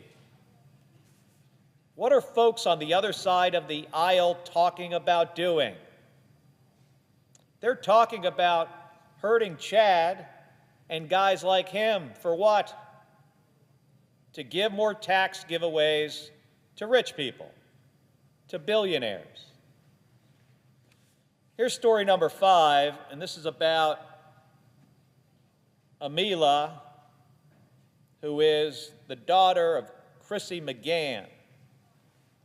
Amelia is a 5-year-old kid who uses Medicaid to receive care for a rare genetic disorder. She said that she is terrified. So the mom is terrified that the services her daughter depends on and allow her to thrive would be cut or reduced, and called the proposed cuts disastrous for the disability community. Disastrous, devastating, burning down a house with kids inside. That's what Arizonans had to say about these plans to gut Medicaid. And Mr. President, these stories exist in every single state, in every single district, red or blue, all of them. But here's the thing, only some of us seem to care to listen. Now, I invite all of my colleagues, especially my Republican colleagues negotiating this plan, to listen to the people they represent. Listen to their concerns. They are real concerns that are affecting real people, people that cannot afford to pay for expensive health care. So that instead of pay-fors or line items, maybe you'll think about Kiana and her kid, or Chad, who has MS, or the countless other folks whose lives will be flipped upside down if they lost Medicaid. We are representatives of the people. We are here to make people's lives better, not to ruin them. So to my colleagues, I urge you, stop trying to burn down the House. Your constituents are inside. I yield the floor. Thank you, Senator Cotton. Senator Kelly, you are recognized. Thank you, Madam Chair. General Cotton, General Whiting, thank you for being here. I want to first touch on Golden Dome, and then I want to save some time for Slickum. And agree, nuclear deterrence keeps us safe. And General Cotton, you mentioned 2 nuclear peers. One of my biggest concerns is the third one, which is the DPRK. And I think it's fair to say that most of the time, with our nuclear peers, we're dealing with rational actors. We hope that's the case. That's the thing that part of nuclear deterrence, that they will act rationally. Not so sure that's the case with the DPRK. And they are building more nuclear weapons. They're working on other systems to deliver them. And they can now range into the United States. I believe that's our view as a nation. So can you talk a little bit about Golden Dome? And my concern with this is it could potentially, even though I am not against the idea of a system that can protect the entire United States from incoming ballistic missiles, nuclear armed. At the same time, this could accelerate a growing number. Our adversaries' response to having a missile defense system could be to build more nuclear weapons. And if 1 or 2 get through, that is too many. Right now, we do have a defensive system to protect us from a rogue actor in launching one ICBM. And my understanding is, and if you could share a little bit, General Cotton, about how effective that system is with the interceptors we have in Alaska and in California. So could you provide an estimate of how much this would cost and what enhanced capability we would get out of this? And do you feel we can build a system that is not penetrable? Well, thank you, Senator Kelly. I don't want to get out of my lane because NORTHCOM, General Guillot, is the one that's undertaking that role. My responsibility from Golden Dome is twofold in accordance to the EO. And mine is to make sure that I can assure that a second strike capability for the United States remains. And how do we ensure that? As far as the reliability of the ground-based interceptors piece, once again, that I don't own that platform. That platform belongs to NORTHCOM, and that's probably best for General Guillot to answer that. I do believe, and we heard my colleague talk about the layered approach that is kind of the essence of Golden Dome for America. I think that's the answer and the key on how that system can be deliverable moving forward. All right, and thank you. Thank you, General. I do agree. I think it's something we need to look into, and we need to look at a cost benefit analysis of this and also consider how it would potentially change the nuclear deterrence posture of not only us, but China and Russia. On Slickum, and I know it was brought up here also, General, if one of my concerns here is one of the things that makes us stand out is our submarine force, especially the attack submarines are incredibly effective. To integrate a tactical nuclear missile into a Virginia-class sub would take modifications that are significant. And you'd have to put the security system that we have in effect for nuclear weapons. And my problem, I think, that I have with this is in the Western Pacific, this is a capability. Our attack submarine force is incredibly capable. And I think this would be somewhat disruptive. I think that needs to be a consideration before we go down the road of significant modifications to these systems. If you could just comment briefly on that. Well, Senator, I think from my perspective, a lot of those are TTPs that the Department of the Navy had, and I think they need to pull those out of the cupboard and look to see what those TTPs were when we had TLAM ends. I don't know if it'd be disruptive, especially now that what we're seeing, especially in the Indo-PACOM theater, in regards to our allies and partners' ability of letting us have dual-use nuclear-capable things arrive on their shores. The fact that I can now have B-52s fly into Japan, where I didn't before, and on the Korean Peninsula. I think there's work to be done, but I think it can be accomplished. All right. Thank you. Thank you, Madam Chair. Thank you. Good afternoon, everybody. Some of the most sensitive information that any military service has to do with the timing and the platforms and the weapon systems that are going to be used today, tomorrow, the next day. Senator Duckworth and I both flew combat missions over Iraq. For me, it was in the first Gulf War in 1991. For Senator Duckworth, it was the second war in Iraq, 2003 and beyond that. If, while I was planning a strike off the USS Midway in the early days of Desert Storm, if somebody would have told me that the Secretary of Defense at the time, Dick Cheney, was about to release the details of our combat mission over an unsecured platform, obviously at the time, signal did not exist, I would have just been shocked. And all of us would have realized very quickly that this has put us at much more additional risk.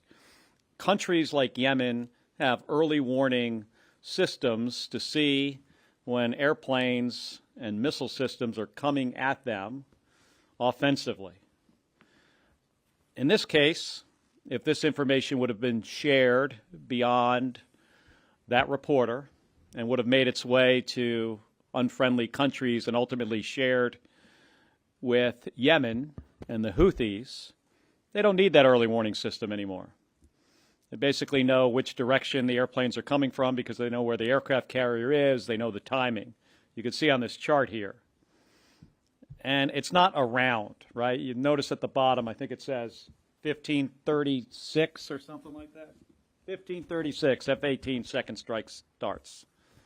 That's not around 3:30.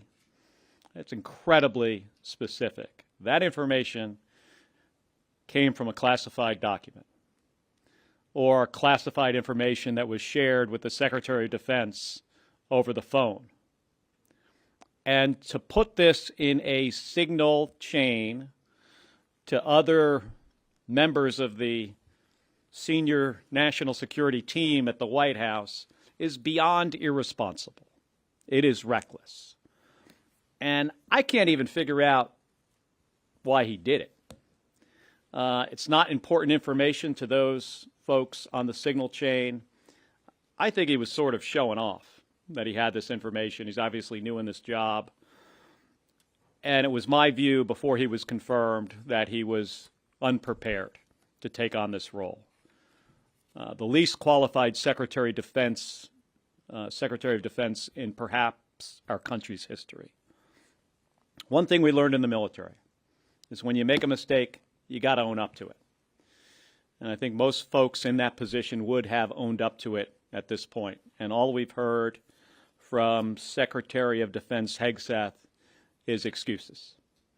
So I stand here with my colleagues calling on the let's get this investigation underway. Chairman Wicker and Ranking Member Reed have both called for an IG investigation.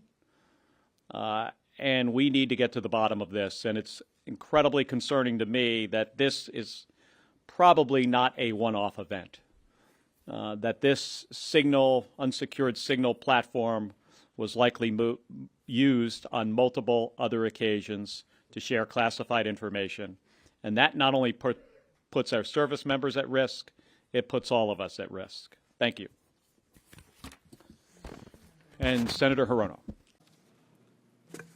Thank you, Madam Chair, and thank you to Secretary Duffy for being here today. And it's great to have the opportunity to speak to you on the phone yesterday.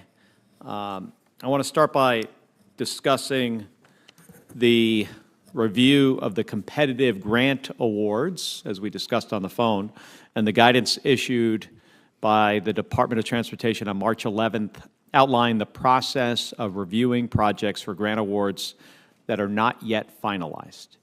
So this has caused significant disruption for a number of our projects in Arizona, including the replacement of the 22nd Street Bridge in Tucson. I was on the phone with the mayor of Tucson yesterday about this, Regina Romero.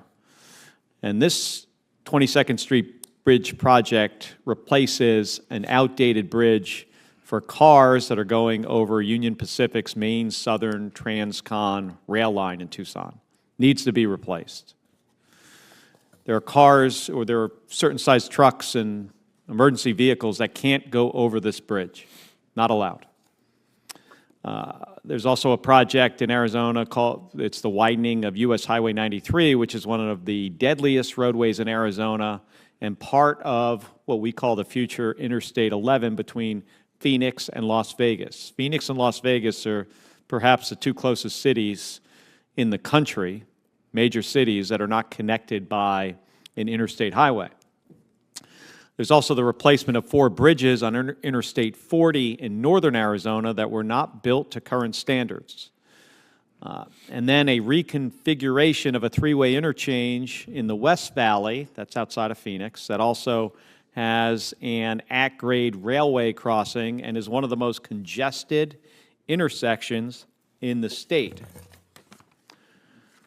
There's also a project that widens US Highway 95 to address a decades-long problem of traffic and unsafe roadway conditions between the city of Yuma and the Army's Yuma Proving Grounds in southern Arizona.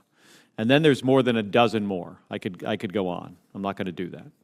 I've sent you and your staff a full list of these priority projects. And I'll note all of these projects were announced before Election Day.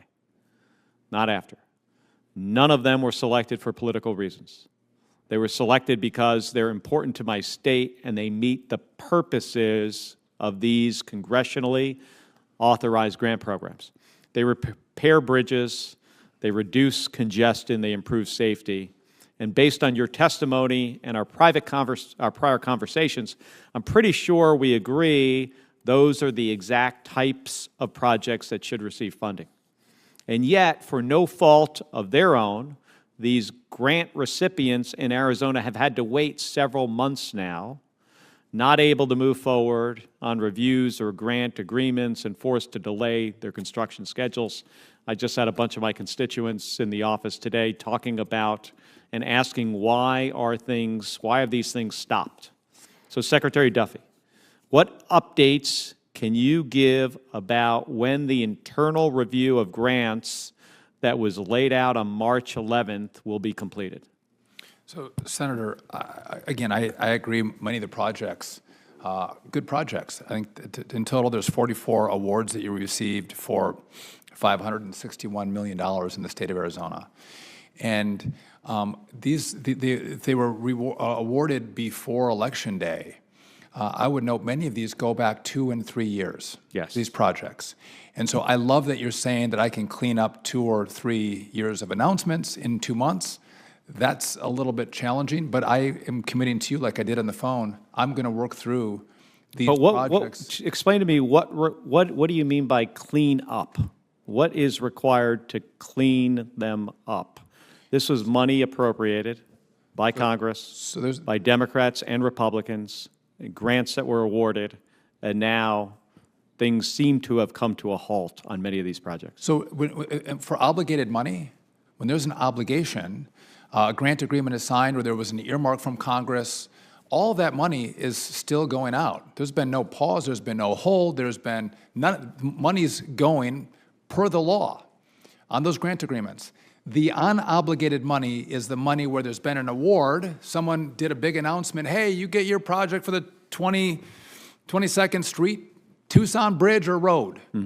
And then it takes time to do the grant agreement. That's the actual work part of the process. So the announcement is easy, the grant agreement is the work. There's 3,200 of those projects that we have sitting at the department where the fun part was done with the announcement. We have to do the work of doing the grant agreement with the states. And we're going to work through that quickly, as quickly as possible, but it is a historically large number. And so I take your point, but you alone have 44 projects that were announced that don't have grant agreements on them. And a lot of you all have these projects, and you're all, I think, rightfully annoyed that the money's not coming, but many of them are years old. And again, if you're annoyed or concerned, I think the focus shouldn't be on me, it should be elsewhere, because we've been there 2 months, someone else was there for 4 years. And I'll work on those with you. All right, thank you, appreciate it. Ernst. Senator Kelly. Thank you, Mr. Chairman. I'd like to associate myself with Senator Ernst's remarks and echo them when I was in Ukraine just a few weeks ago. One of the messages I heard from their head of intelligence, General Budanov, and others, is if we stick with them, they will stick with us. Wherever we need them to be, they will be there. And when you consider that they're literally fighting for their survival and fighting for their lives, to express to me how important our relationship was and what it means to them going forward. I think we have a friend we can always rely on. But I am concerned about, over the last few weeks, the politics around this conflict have gotten us off track. But I'm curious, General Cavoli, from your perspective, friction between President Zelensky and President Trump, how do you feel our Ukrainian allies are handling this right now? And what concerns do you hear directly from them about our ability to support them? I just had members of the Ukrainian parliament in my office, and we were talking specifics. We're talking about ATACMS rounds, HIMARS, PAC-3 rounds for Patriots, AIM-120s, 155 millimeter artillery rounds, GPS, these systems. Can you just give me a summary about where you think we are with our support, and what do they need to continue this fight? Thank you, Senator Kelly. With me, my interlocutors, who are principally general officers or members of the Ministry of Defense, they're resolute. They're resolute, they're focused on a task, they have a defense to execute, and they talk to me about the practical aspects of that. You're correct, they do continue to depend on our support. Our support is in a wide variety of munitions, especially, but also the provision of intelligence. They're very eager to maintain those, and there are certain specific ones that I could talk about in closed session that are especially valuable. I did, however, earlier in open session mention air defense missiles as one of the most important, because we're basically the sole provider of those for them. All right, thank you. And I want to move to General Langley for a second here. Good to see you again, too, General. AFRICOM has continued to experience conflict arising from the uptick in violent extremist organizations. As our focus continues towards large-scale combat operations in Indo-PACOM and Europe. I'm concerned that our defense modernization and optimization will trend towards those theaters, but away from other issues that we can't ignore, the real threat of terrorism and gray zone operations, especially in AFRICOM. It's critical that we don't lose sight of this real threat. And you previously highlighted, General, your need for more ISR capability, calling ISR an active deterrent in Africa, yet we have limited platforms to go around. SOCOM has begun purchasing the OA-1K Skyraider aircraft, which I think could fill a requirement that you seem to have. Can you talk a little bit about the importance of an armed ISR platform like the OA-1K, especially one with a dual-use capability that could fill the close air support gap? Senator, thank you. I will speak to the capabilities of various ISR platforms in Africa, especially as far as our operations, ongoing operations across Somalia and in support of the Somali National Army.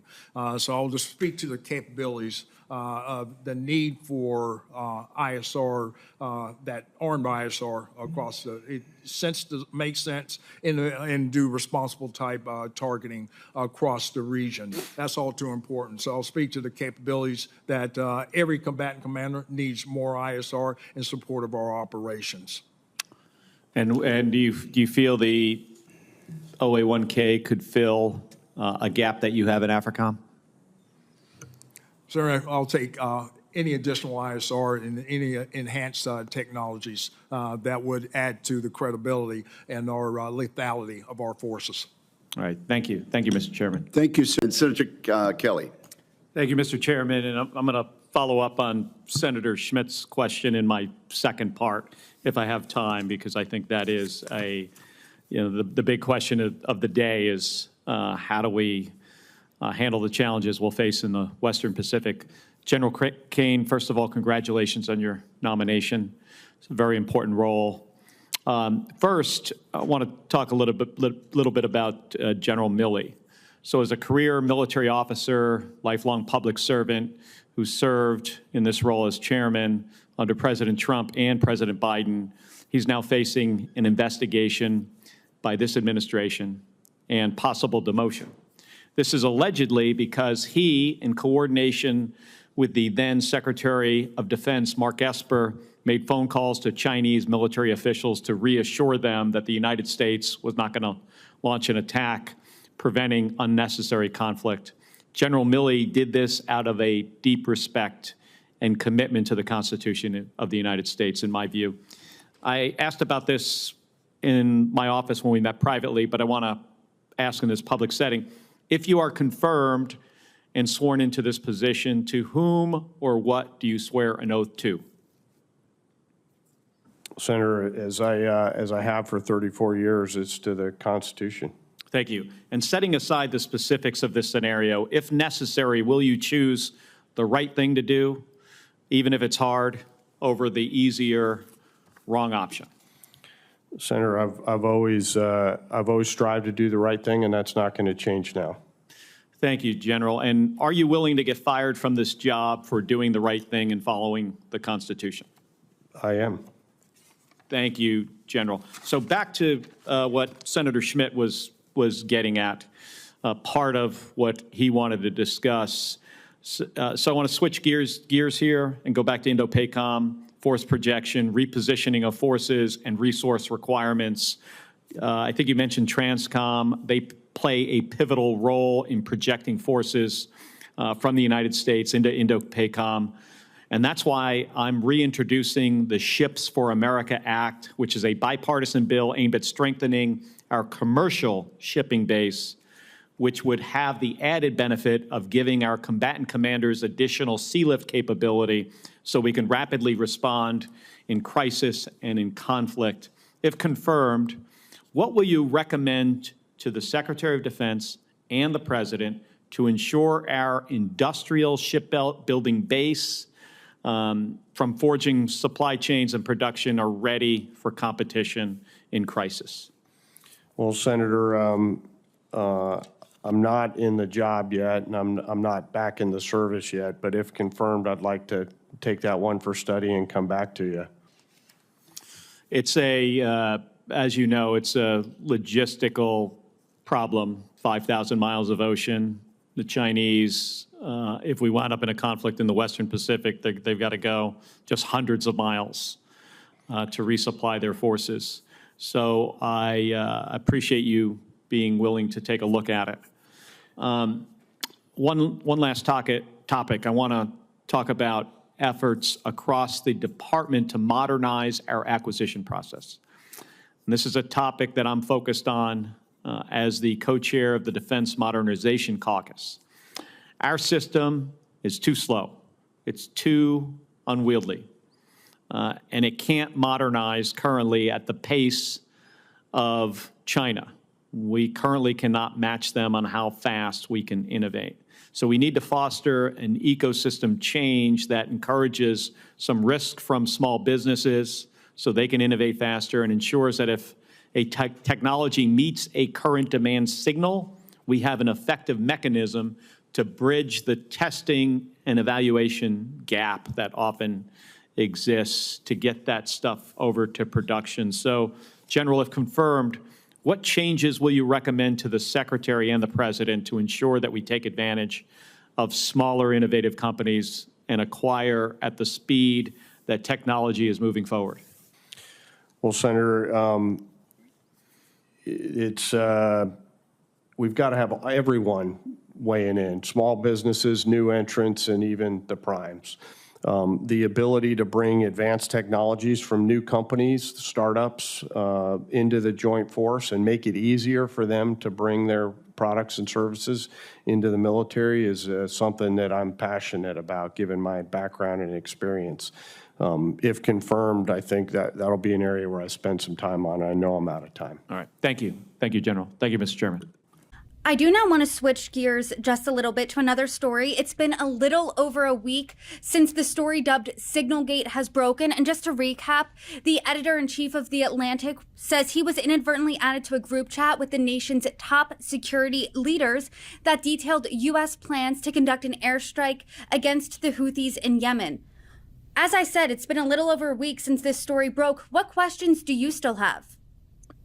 Well, Brittany, we had the DNI, so the Director of National Intelligence, the head of the FBI, the head of the CIA, the head of the National Security Agency, and the Defense Intelligence Agency in front of the Intelligence Committee, on which I serve, about a day or two after this information broke, that they were sharing information on the unsecured commercial platform Signal. It's very dangerous. And what the Secretary of Defense did, putting highly sensitive, classified information on this platform, was reckless, and it could have put pilots in serious jeopardy. There's a lot of information that we still don't have. I'd say at the top of the list is how many other times have they shared information on other signal chains?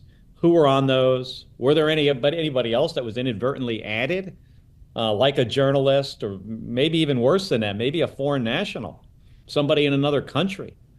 And for our adversaries to see what kind of deliberations that our national security leaders take before deciding to strike another country, seeing that deliberation online, as they all did, that puts us at additional risk. So I want to know what other signal chains are out there, who was on them, what information was shared, and then what are the steps we need to take to make sure that they stop doing this. Nobody has given me any indication that they're going to knock this off and start doing this the way they're supposed to, which is in a secure facility on secure communications equipment. How do you want to see the administration rectify this? Because you said you've called for the resignation of Defense Secretary Pete Hegseth. Do you think anyone else has to go? I mean, what does that look like? Well, I think there's a big difference between somebody being careless. And when this signal chain was set up, it was pretty obvious that the person who set it up did not intend to have a bunch of classified information shared. That was done by the Secretary of Defense. So there's a difference between carelessness and recklessness. And I believe that the Secretary of Defense was the reckless party here. And if he doesn't resign, the president should just fire him. He's putting our service members at risk. He did that once. I'm concerned he's going to do that again. He was unqualified for this job. That's why I didn't vote for him. And I called out my Republican colleagues about the risks of putting this unqualified individual who spent the last 9 years, no offense, Brittany, to your profession. Journalism is so important to our country, but it does not prepare you to manage the U.S. Department of Defense. And this is month 2, or maybe month 3 of this administration now. We've got a long way to go, and I'm concerned that Pete Hegseth is going to make other mistakes that aren't going to, put people at risk, but they're actually going to get hurt. Senator, you are not offending me. I mean, I am a journalist and I would not be qualified to serve as defense secretary. However, I am related to a few veterans, and I want to know from your perspective as a veteran, you see what exactly Pete Hegseth as defense secretary texted out over Signal. There's arguments of semantics. Was it a war plan? Was it an attack plan? You see that. What are you thinking? Well, Brittany, I'll give him that this was not a war plan. A war plan would include joint forces and maybe our allies, and how are you going to resupply? And it would be much more comprehensive than what he put on Signal. What he put on this unsecured commercial app that our allies can access. Well, our allies, our adversaries can get access to. What they put there were critical details of a strike plan. You have pilots that are planning these missions on the aircraft carriers. They're going to fly them. They're going to go into harm's way. The most critical information is where are the aircraft coming from? What time are they launching? What time are they going to be over the target? What kind of airplanes are they? Maybe on top of that, what kind of weapon systems, or certainly maybe something else that actually wasn't there is what's going to be the plan for the suppression of enemy air defenses. But the first 5 things were shared, and that's the most critical information. You know, as any kind of operator in the military, whether you're a pilot or you're an infantry guy, special forces, some of the most critical information that you possess, often just in your head, is what's going to happen in the next few hours with regards to any conflict, or tomorrow or the next day. After that, most people don't have a lot of information. But the time of launch, down to the minute, by the way, Brittany, this wasn't like around 3 p.m. It said something like 15:26. I mean, down to the very minute, and the time on target down to the minute. What this means to the Houthis, if they had this information, and to be fair, all indications are they did not. But if they had the information, they really don't need to have their early warning system, radar system, working as well as it would otherwise need to work. They know where to look. They know what's coming. They could get everybody alert to the fact that there's an impending strike, and it makes it much, much easier to shoot those airplanes down. And I'm speaking from, I'm a guy who's almost been shot down a bunch of times. I've had an SA-6 on my first of 39 combat missions blow up next to my airplane. Yemen has SA-6s and SA-3s in the country that would have been targeting those F-18 airplanes. This was a reckless move by our Secretary of Defense. And Brittany, if he would have shared that information like a day later or hours after the airplanes got back to the aircraft carrier, it would not have been that big of a deal. But beforehand, it is reckless. Hey folks, hard to put the ship back in the donkey, but let me tell you where I think we can start. We can cancel these tariffs, have real trade negotiations with our allies and our adversaries, and get this economy back on track. This was a mistake. The president said no other president would have done this. Yeah, I'm pretty confident that is true, because it has really harmed our economy. There's a lot of other stuff we need to fix too. We can't be doing this big giant tax cut for billionaires. We need to have tax reform that helps regular people, not billionaires. And we can't have members of Congress and members of this administration trading in the stock market. I don't know if that happened over the last couple of weeks. I have legislation to prevent this. I have Money that Gabby and I have is in a blind trust, so I can't do that. Not that I would anyway. But this idea that presidents can continue to operate businesses is not good for us. It's not good for all of us. It's not good for our country. Meme coins? I mean, are you kidding me? And hotel deals around the world for a president of the United States, it's just not right. We've got to end it. And I need to see the Health and Human Services, the organizations here like NASA, HHS, CDC, NIH, needs to follow science. And we need people in these jobs that believe in science, not in conspiracy theories. And I'd really like to see the Department of Justice be on the side of the law and the Constitution and not beholden to any single individual. If we did just these things, just the stuff I mentioned here, we'd go a long way to getting our country back on track. Hey, how's it going? Good. Everyone? Little closer. Good light. All right. Great. Wow. Chairman, I'm going to have you stand with them. How's it going? Good. How are you guys? Hello. Thank you for coming. Hello. Thank you for coming. Okay, who's the CNN guy? You're CNN. KGON. I am. It's good to see you guys. Good to see you. It's good to see all of you. All right, guys, why don't we start with some questions about the event, and then we can go into anything else that you'd like, all right? Okay. Would someone just like to start with remarks at all? Yeah, I mean, it's great to have Senator Booker here, and the mayor, and Congressman Stanton, and Laura Conover, and the new head of our party, Robert Branscombe, to meet with folks in Tucson and talk to them about the issues that they're thinking about, things that are affecting them every single day. I recently did a couple town halls on Medicaid, and people are really freaked out, as you might expect, that they could lose their health care, which here in Arizona is called access. But this is going on across the country. And we need to hear from folks directly about what issues that they're thinking about, and that's why we're doing this tonight. Senator? Anybody else? It's a privilege for me to serve in Congress with these two incredible congressmen and the senator. It's great to be here in the mayor's city, which I have to tell you, being mayor is the hardest job in all of politics. But I think Senator Kelly pointed right. It's really focusing on people and focusing on their concerns and the extraordinary challenges we're seeing as a result of the decisions that this president is making and the lack of action, unfortunately, by a lot of Republicans in Congress who we know agree with us on so many of these issues. Unfortunately, right now, they're not stepping up to defend Medicaid, to defend food stamps and other critical services that they seem to be cutting in order to give tax cuts to the wealthiest amongst us who really don't need our help. They're doing just fine. What we really need to do is defend the programs that folks are relying on for their economic security and well-being. And by the way, we're in one of those districts right here, Juan Ciscomani, who I believe voted for the budget resolution, where this budget is going to take money potentially away from Medicaid, and Elon Musk is now talking about Social Security as a Ponzi scheme.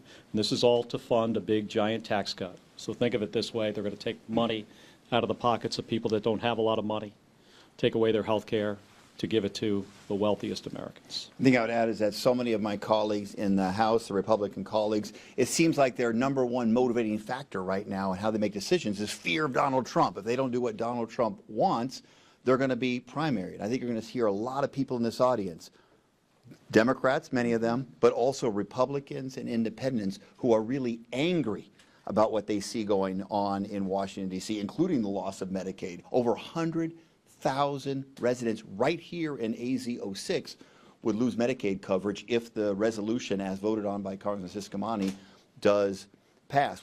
They're going to see a change of political calculus. They better not be afraid of Donald Trump. They better be afraid of the reaction of the regular people in AZ06 and other districts like it around the country if they don't start standing up to Donald Trump and fighting for health care and Social Security and restoring the Department of Education and these radical things that the president is doing. They better start standing up and having their voices heard. Otherwise, they're going to have a very rough election next year.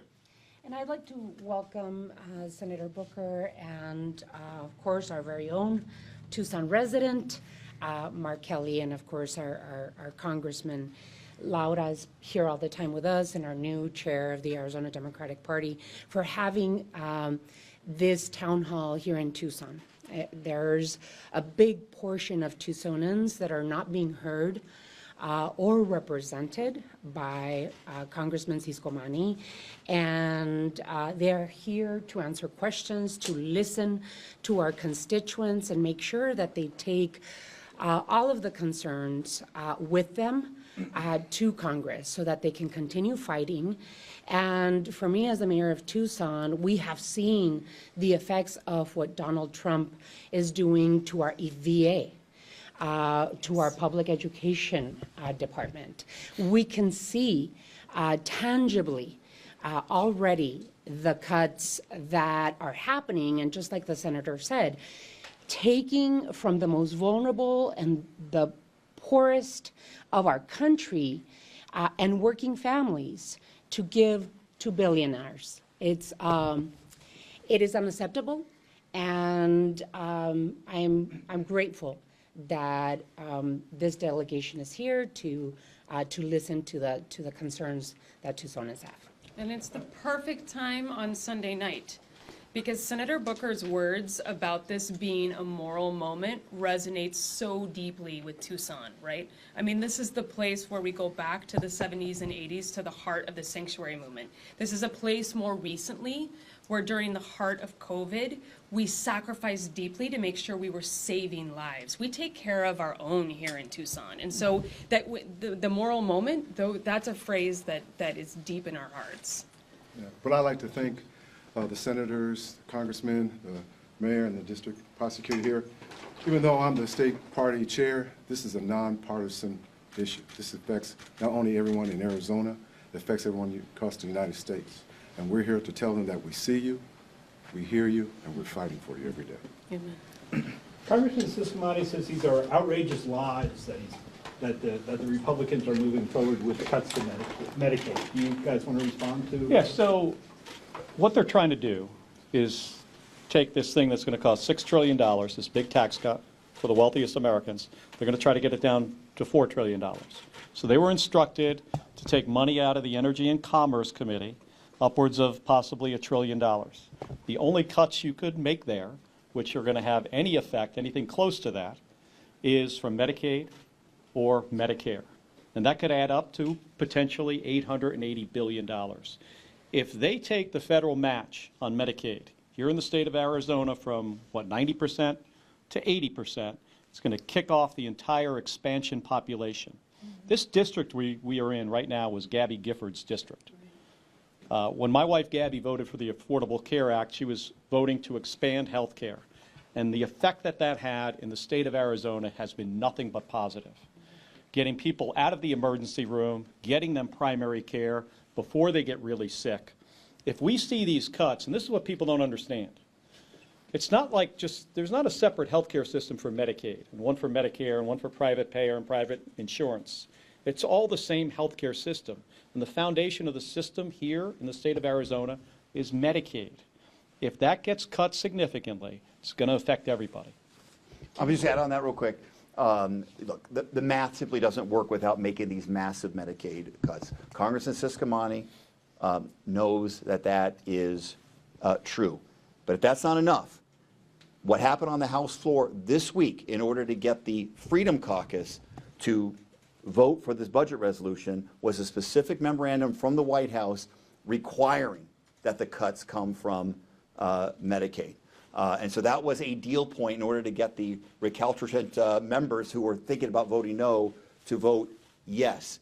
And if Congressman Ciscomani and others who have made Medicaid a deal point for them, if they're serious about it, they should have voted no because of that. Yeah, they're just trying to kick the can down the road to say this isn't going to happen until the second it does happen.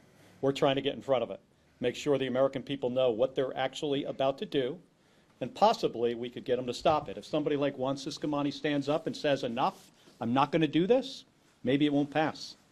Yeah. We've got 4 more minutes, folks. So President Donald Trump has insisted that he will not be making any financial cuts to Social Security, Medicare, and Medicaid. There's also been HCR 14, which states that, and it even states as the president wishes. What are your thoughts on that? Do you believe him?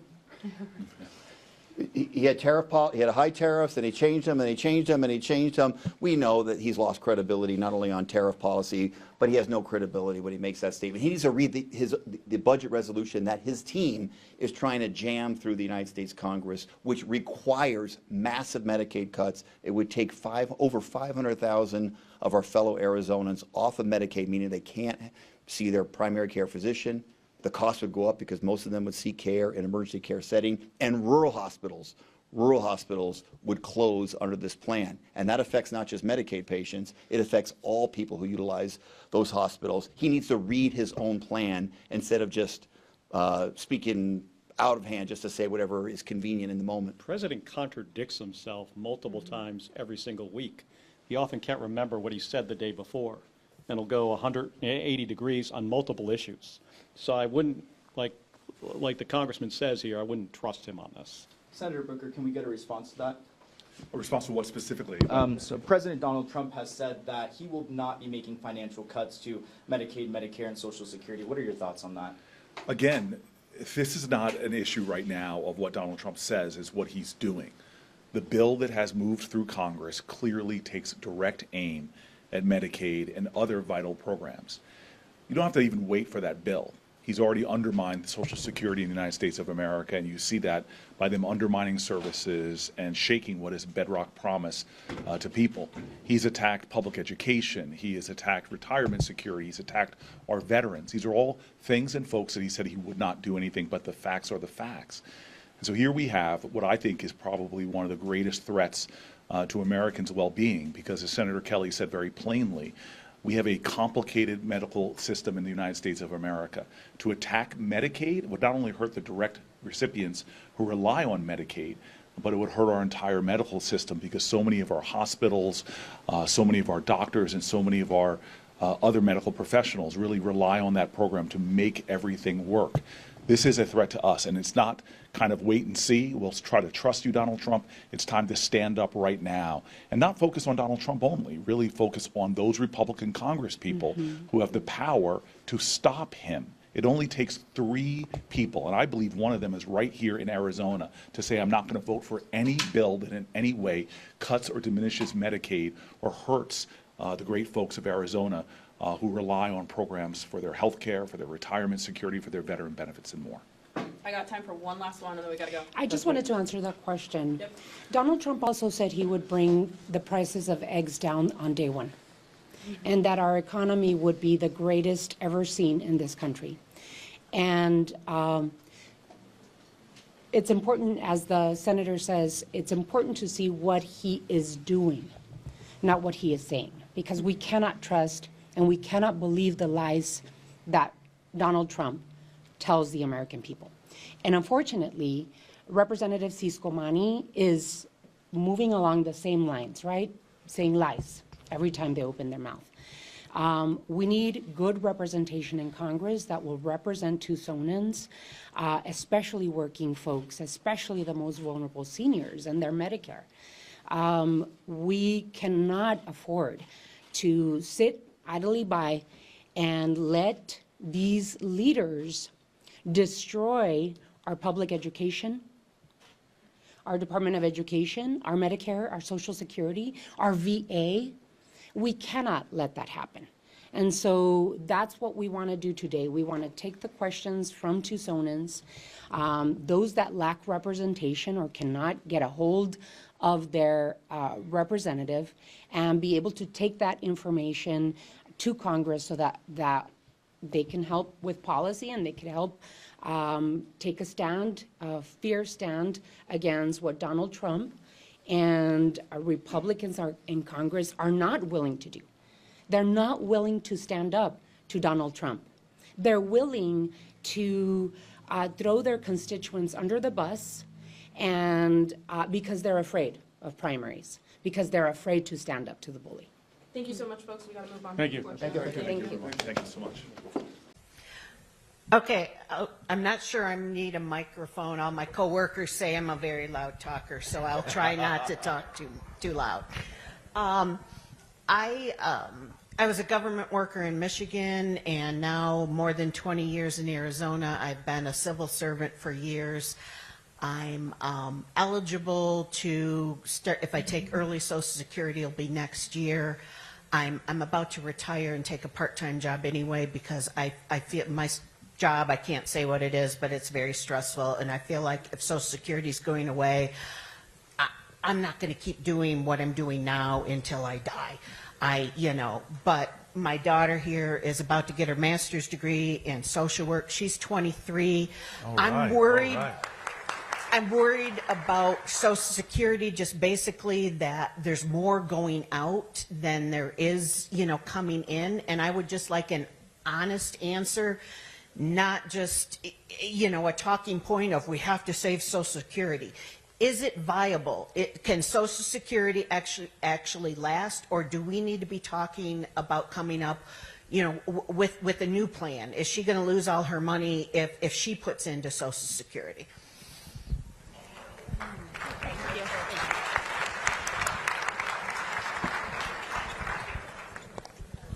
During COVID, I delivered Meals on Wheels, and I met so many seniors that rely on those meals and just Social Security as their only source of income in retirement. And to think that we've got the second most powerful person in the government right now, Elon Musk, calling Social Security a Ponzi scheme, it does really worry me, and I am concerned. I don't think it's out of the question that this administration could launch an assault on Social Security. They're talking about Medicaid, Medicare as well. So I would say it's not out of the question. But I do know this, that historically the wealthiest members of our society, the richest Americans, used to pay a lot more in taxes than they do now. If we had a tax system where the billionaires paid more in income tax, we could make programs like Social Security solvent for the long term. Now, you want an honest answer. We've got issues with, I'm a baby boomer. Are you a baby boomer? I'm the last year of the baby boom generation. I'm probably the only one on the, no, okay. Robert, too. I was going to say I'm the only one on the stage, but there's two of us. We're the last year of the baby boom. And so there's a bump in that where the accounting gets kind of challenging. But if we required the richest Americans to pay a little bit more, billionaires could still be billionaires, and they can pay their fair share.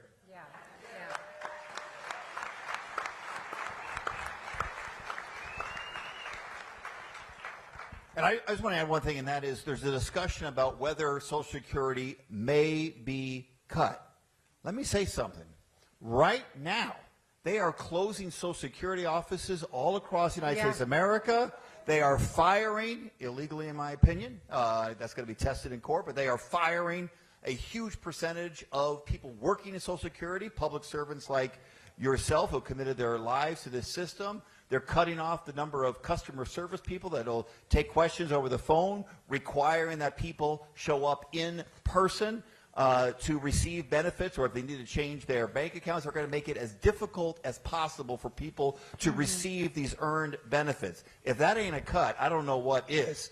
We are already facing cuts of Social Security, and that is a huge part of what this fight is all about. And for public service workers like yourself, I'll tell you something with this guy Trump. He thinks that he's a king.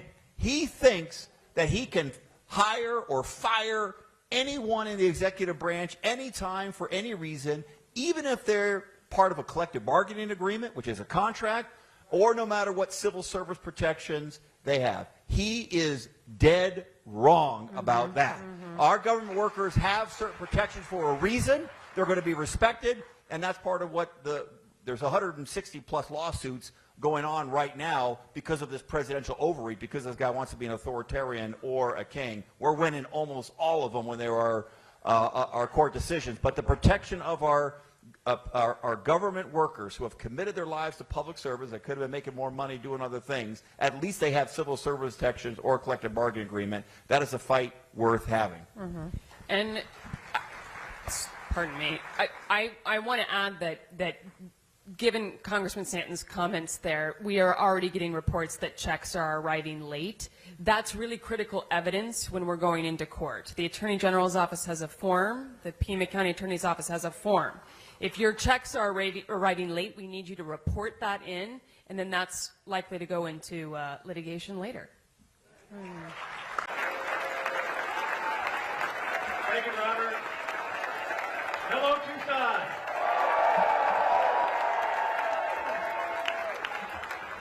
Robert's right. I did trade in that Tesla.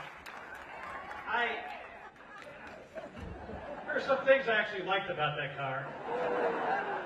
It was fast like a rocket ship. But after Elon, called me a traitor, I couldn't drive that thing anymore. But let me also say, I also had to trade in my rocket ship for this job. And I got to say, I really love this job. I love representing all of you. And it's great to be here with so many Tucsonians. Especially this Tucsonian, Gabby Gibbard. This is Gabby's district. Gabby was born in a hospital not half a mile from here. But it's great all of you guys are here, and to have the mayor here with us, to have Congressman Stanton, our great district attorney, Laura Conover, our new Democratic Party chair, Robert Branscombe, and then my great friend and colleague, Cory Booker, who came a long way to be here with all of you. It's great to welcome him back to Tucson. And I'm eager to hear from everybody in this audience today about what is really on your mind. And I know there's a lot. And I also know this has been a very hard, how many days are we into this administration? It's like 80 or 90? It's not even 100. It's like 90 days of Donald Trump and Elon Musk. And it's one thing after the next. Now, we just got back from 2 weeks in Washington while our Republican colleagues worked on their budget resolution. And a lot of you, how many people in here are represented by one Siscomani? About half. Well, let me tell you a little bit about their House budget proposal.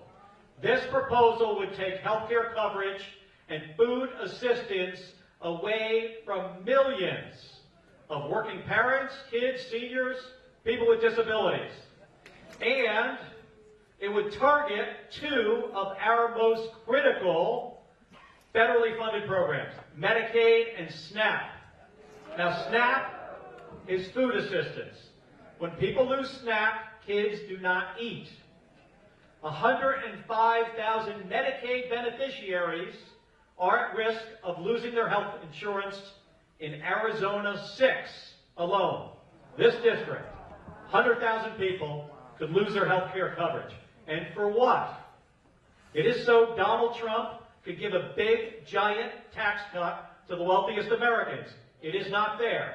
Now, let me tell you who's going to lose health care coverage. That's 36% of all children here in this district. It's 46% of moms who just gave birth and their newborn babies. 46%. It's 40% of working-age adults with disabilities. 53% of people living in nursing homes. 17% of Medicare beneficiaries. How many people are here on Medicare? And 17% of adults between the age of 19 and 64 would lose their health care coverage in this district if Juan Siscomani and the president pass this legislation.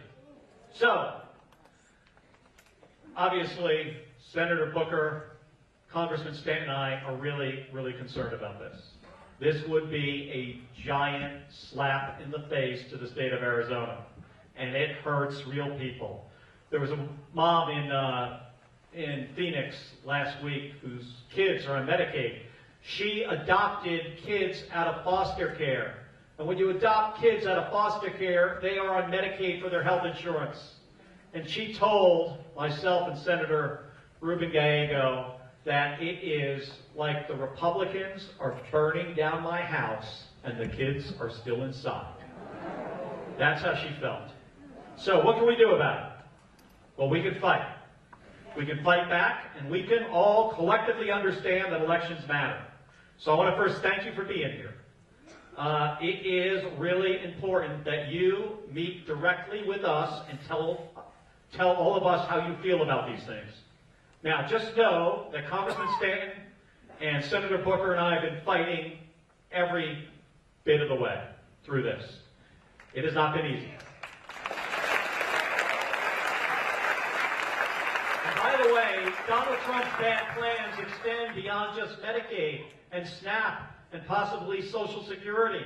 It extends to our position in the world as a leader of the free world, supporting our allies like Ukraine against our adversaries like Russia. I met with Zelensky just before that awful meeting in the Oval Office where Donald Trump seemingly switched sides on us. He switched sides in a conflict. I got to tell you, if we do not stand with Ukraine and our other European allies, we will be less safe. I was on the phone with Cindy McCain just yesterday. So Cindy McCain, John McCain's wife. Cindy heads the World Food Program. She was initially the ambassador. Now she is the head of the World Food Program. And this administration cut their budget significantly. And I said to Cindy just the other day, I said, Cindy, are there going to be kids starving to death because of these cuts? She said, Mark, it is going to be thousands of children will starve to death, if not tens of thousands of children in places like Sudan and Yemen and Afghanistan are going to starve to death because this administration is trying to save some money, a little bit of money, so their tax cut for billionaires doesn't look as bad. That's what this is all about. Now, Gabby extended, she fought really, really hard during the Obama administration for the Affordable Care Act.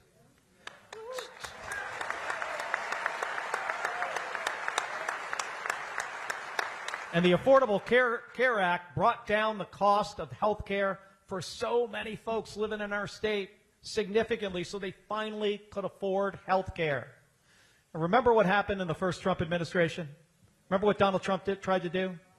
He tried to end the Affordable Care Act. And you know who stopped that from happening? The guy whose Senate seat I now sit in, John McCain's Senate seat.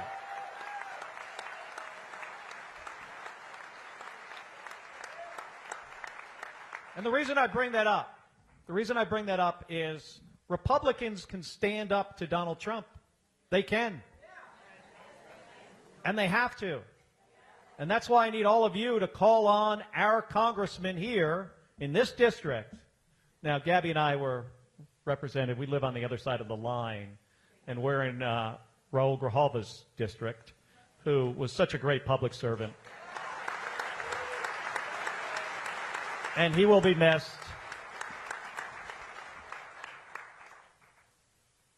But we can stop this. We have one additional storyteller, will be Silvia Gonzalez Andres.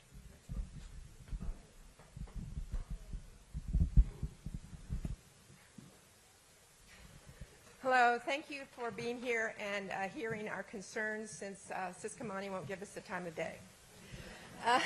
I was born to hard-working immigrant parents. I'm a Mexican-American citizen. I joined the United States Air Force at the age of 18, and I was one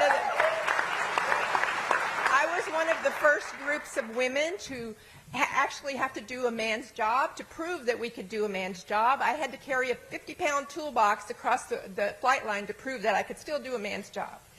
And there was lots of other things like that.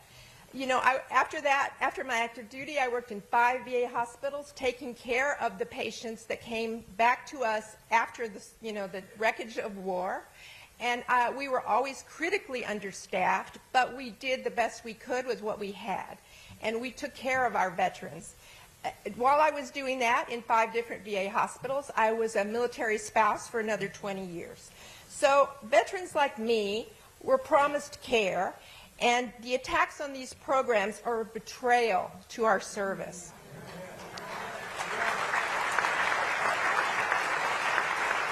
And speaking of deported veterans, I was just at a retreat talking to these deported veterans and hearing their stories and hearing the horrific conditions that they have had to live to and go back to countries that they never lived in. So it's a real problem.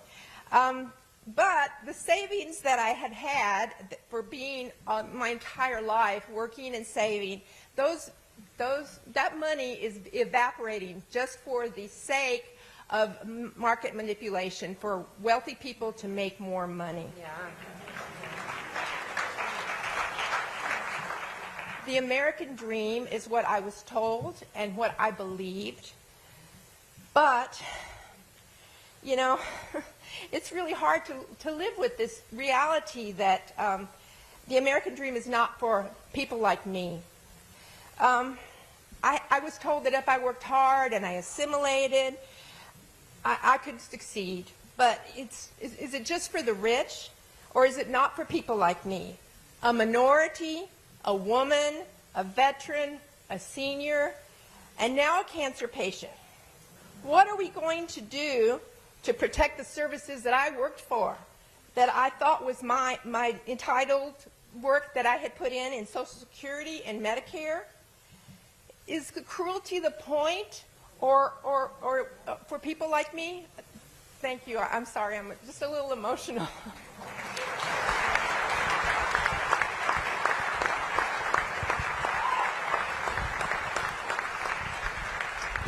Ma'am, and what was your name again? Sylvia. Sylvia, thank you. Thank you for your story. Thank you for your service in the United States Air Force. I was in the Navy, but we like the Air Force too. I think the American dream was supposed to be for everybody. I think unfortunately with this administration and many of the Republicans in the United States Congress, it's become more about how do you reward donors that donated to their campaigns, folks with a lot of money, folks like Elon Musk and other billionaires who support so many members who have been elected to the United States Congress, to the House and the Senate. So it has become more about the wealthy and less about regular folks. But we can beat them. Don't be defeatist about this. Don't give up. Because the reality of the situation is there are more of us than there are of them. Now, we just got to convince some of our fellow Americans who have been voting for them that it's not in their best interest to do that. It just isn't. And when you have an administration that is looking out for the wealthiest and not folks that are working so hard every single day to put food on the table and pay their rent, that's not a path for success for our country. It's not sustainable. We need a country where where people can, have one job, not have to work like Corey talked about, 2 shifts in a 24-hour diner. So thank you for being here. This really does matter, and it makes a difference. And when we do this the next time, I know we cut it off when people were trying to sign up for this, but if we get a bigger venue and a bigger venue after that, by the time we get to the next election, we can win this seat here in this district. And we can win races up and down the ballot. Thank you, Ranking Member. We'll recognize now Senator Kelly for 5 minutes of questions. Thank you, Madam Chair. General Fenton, in your opening statement, you highlighted your flat budget since 2019, which appears to be a 14% decrease in purchasing power. And SOCOM has also faced some significant personnel cuts over the past years. Is it fair to say right now that the demand for special operations forces continues to increase? Is that a fair observation? Senator, that's absolutely a fair characterization, as I've laid out in the opening statement. And so with this flat budget, then where have you assumed any additional risk because of budgetary and personnel constraints? Senator, I'd actually offer two places. In the operational arena, we've assumed risk in deterrence. As I mentioned in the opening statement, I'll assume no risk in crisis response today. That is a sacred obligation. And as we go across the spectrum in deterrence, as I've laid out, there have been instances where I've had to say no to combatant commander requirements because of operational risk and fiscal constraints in a way I haven't seen before. So first in operations, deterrence. Second is in modernization. Working to have the SOCOM team, and at times tying it to the joint force for sure, be able to win in the future environment like we have won for years and years and years in an increasingly contested and congested environment. We're taking risks there. The inability to get after the things I think that are asymmetric, that are part of the changing character of war, do it at speed. You could add anything uncrewed, artificial intelligence, additive manufacturing autonomy, all that I think we're accruing high risk because we as SOCOM are not able to get after that based on a flat top line, on 5 years, $1 billion in lost buying power. That is reflective of that 14% lost buying power. Would it be fair for me to say then that a risk in deterrence, because of if you're not deterring our adversaries, there's a higher chance you're going to have to put some of your troops in harm's way, that the risk to your forces personally, risk to them being injured or killed in combat, that has gone up. And I think it's probably fair to say the same thing on the modernization side of this. If you don't have the equipment you need and you're facing a more challenging adversary, that's possibly putting folks at risk as well? Senator, I'll take it from the modernization piece first. I think first and foremost, the risk is not winning, not being able to complete the mission in the future environment. Again, against the backdrop of what we're seeing in Ukraine with the changing character of war that has, I call it a version of symmetry and asymmetry. Symmetry being all the things, and certainly the Russian Federation had, that any nation needs to go to war, tanks and missiles and airplanes and helicopters, and then asymmetry, where Ukraine did not have that and has imposed costs on the Russian Federation through all things that we're observing, institutionalizing, and operationalizing. I think we're taking risks there, and that risk is about winning. It certainly has a force protection component to it, because if you're unable to get through the contested and congested battle space of integrated air missile defense, radio frequency spectrums knocking your things down, electronic warfare, there is a force protection component for sure to that. And I look at both, but I think it's both of those in modernization. In deterrence, I think it's more about aggregated risk, us not being able to fulfill the parts of a campaign plan or no plan that the combatant commanders absolutely would rely on. And that probably at some point has aggregated risk for his end states and certainly their operations. Right. Thank you, General. And Mr. Jenkins, on China gray zone operations, they execute this all the time as an instrument of national power, and in their effort to supplant us as the world's preeminent superpower. So what adjustments just quickly in statute or fiscal authorities would you need to better compete and deter the PRC? In terms of authorities, we are working sufficiently and efficiently with what we have right now. It comes down to what the General outlined in terms of resources. We clearly recognize that deterring China is not just in the South China Sea or the First Island chain, it's everywhere. And in the closed session, we'll be able to give you some good vignettes on where we are going head-to-head to deter in the irregular warfare arena to make sure that we not only meet China where they are, but where they want to be, where they're trying to be. And so in terms of authorities, we're moving out and executing on what we have, but we're always looking to evolve with them as well. All right, if you identify something, please come to us with that. Thank you. Yes, Thank you, sir. Madam Thank Chair. Thank you, Senator Kelly. And now Well, a whole bunch of news stories breaking over the weekend showing how completely incompetent Hegseth is the Secretary of Defense. All the senior officials are in a pissing match. And then the revelation that he not only took this classified information about the attack on the Houthis and shared it on a Signal chat with senior officials, but he actually did it on his private phone with his family. This guy's got to go. Question is, for all of my Republican colleagues who love to say they support national security, will any of them raise their voice and say this is a bridge too far? We'll see. Hey folks, if I had a nickel for every time Pete Hegseth was sharing operational information on separate signal chains, I'd have 2 nickels. And I know that's not a lot, but this is really serious. It's against the rules in the Department of Defense, which he heads. And there needs to be an investigation and accountability for this. We can't have a Secretary of Defense sharing operational information to people he shouldn't. Ultimately, this Secretary of Defense needs to either resign or be fired.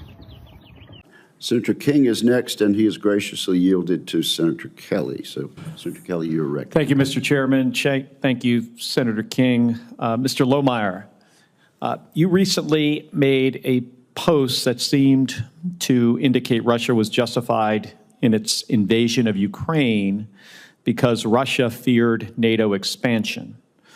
This isn't just untrue, it's also the exact kind of misinformation that Russia pushed to justify them rolling troops and tanks across the border into Ukraine and bombing Ukrainian cities. So, Mr. Lohmeyer, I want to be very direct here. In your opinion, was Russia justified in its invasion of Ukraine? Thanks, Senator Kelly, for taking the time to meet with me a week and a half ago. In answer to your question, I'll say as directly back as I can as well, and in respect, I don't believe I used the word justified in my post. However, I am a bit of a historian. I like context, and what I've always said publicly is that all heads of state have to make determinations for their own security. And so when I say something like that, whether it's with Vladimir Putin or any head of state, I'm saying that they are entitled to make those decisions whether we agree with them or not. Now, it's a bit outside of the lane of the Undersecretary of the Air Force, of course, whose role as a Chief Management Officer will be to organize, train, and equip forces for the fight for any given administration to meet combatant commander needs. Well, I'll give you that the post did not say that, but you did post a article by John Mearsheimer that said why the Ukraine crisis is the West's fault. You did not say that was your opinion. So I'm going to ask you the question again. In your opinion, was Russia justified in its invasion of Ukraine? For context, which always, of course, Senator, as you're aware, matters a great deal, that was an article that was written by John Mearsheimer, an international relations scholar, in 2014, and it was a comment about Russia's annexation of Crimea in 2014 and some of the history leading up to that. It was not an article that had any bearing upon what happened in the decade that followed per se, but it was an international relations academic piece that talked about the annexation of Crimea. And his opinion in that article, and this is a very insightful article, in fact, traces through the history of NATO expansion since it was created. It's, again, an academic piece. It's something that we study at strategy school. Crimea was part of Ukraine. In my view, still is part of Ukraine. Yes, Senator, and the point I just make in bringing that up is that the opinion that was shared in that post about that article had to do with past conflict and implications for the ways in which allies interact on the world stage and how that influences the decisions that heads of state make. It was not in any way intended to excuse the behavior of any head of state, including President Putin. So now I've got 2 questions. So the title of the paper was Why the Ukraine Crisis is the West's Fault. Do you agree with that premise? It's an enticing title. Again, it was pertaining to decisions that were being made a decade prior to the conflict that you're asking about. It's an incredibly informative academic work that is based in international relations theory. I very much like the paper and would still recommend to people today, if they're interested in understanding the conflict in the region, it's a rich resource of information. Do you agree that the Ukraine crisis is the West's fault? No, because that's far too simplistic. Again, global politics is messy and complicated affairs. What I will say is that it's very clear. A couple of years ago, Russia invaded Ukraine, and Ukraine's been on the defensive trying to fight that war, and of course has had bipartisan support in this Congress. So was Russia justified in invading Ukraine? Senator, with respect, I've not said that. Well, that's why I'm asking you the question. I know you are, and I really, the reason I'm hesitating shouldn't be taken or interpreted to imply an answer one way or the other. I like context. I don't like yes and no's, and I don't like soundbite media. I'll say that I believe that heads of state retain the right to make decisions on who they'll go to war with. That's not something I decide. That's not something even the United States or its leaders get to decide, even as much as we want to weigh in on those positions. I can say, though, for certainty that So it sounds like you think to it's okay for one of our adversaries to invade one of our allies. I did not say that. What I will say is that I'm grateful that there are currently efforts underway by this administration to try and seek a peaceful resolution of that conflict. I think it's time that it end. All right. Thank you. Thank you, Mr. Chairman. Thank you, Senators. Senator Kelly. Thank you, Mr. Chairman. Mr. Tata, thank you for being here and also meeting with me in my office in March. I want to get right to it here. In a since-deleted tweet published on November 8th, 2024, you tweeted, and this is a quote, "The Pentagon is hyper-politicized and needs a thorough vetting to include senior active duty military personnel who are participating in these discussions." You went on to tweet, "Loyalty to the Constitution is the only test," and then outlined 6 must-do actions, including 2, this is number 5, review every SES appointment and find a path to off-ramping many. They are a large part of the resistance in DOD and will lead the underground efforts to undermine the administration as they did in 2016 to 2020. And then number 6. So that was 5, this is 6. Appoint strong leaders who are aligned with POTUS's vision. No independent agendas. All oars in the water to achieve Trump Agenda 47. End of quote. Mr. Tata, what did you mean by the fact that leaders should be, quote, aligned with POTUS's vision to achieve Trump Agenda 47? Senator, thank you for the opportunity to have this conversation. The Trump Agenda 47 is one peace through strength, strengthening, rebuilding our military, focusing on not engaging in needless wars, and that tweet was in direct response to a CNN article that discussed credible sources of generals and admirals having conversations about how to resist lawful orders from the commander-in-chief, who is appointed under Article 2 of the Constitution as the commander-in-chief. And so I found it quite unacceptable that admirals and generals, as reported by CNN, were having conversations about how to resist our president and for lawful orders. And in so doing, I was also shocked that General Brown had never acknowledged this report, said it was bogus, or... Who was the report by? CNN. It was an article by CNN that cited credible sources that said that admirals and generals are having conversations about how to resist lawful orders from the president. Lawful orders they didn't like. Let me ask you this. So which is more important? Loyalty to the Constitution or loyalty to the administration's agenda or to the president? We all raise our right hand, Senator, to uphold and defend the Constitution.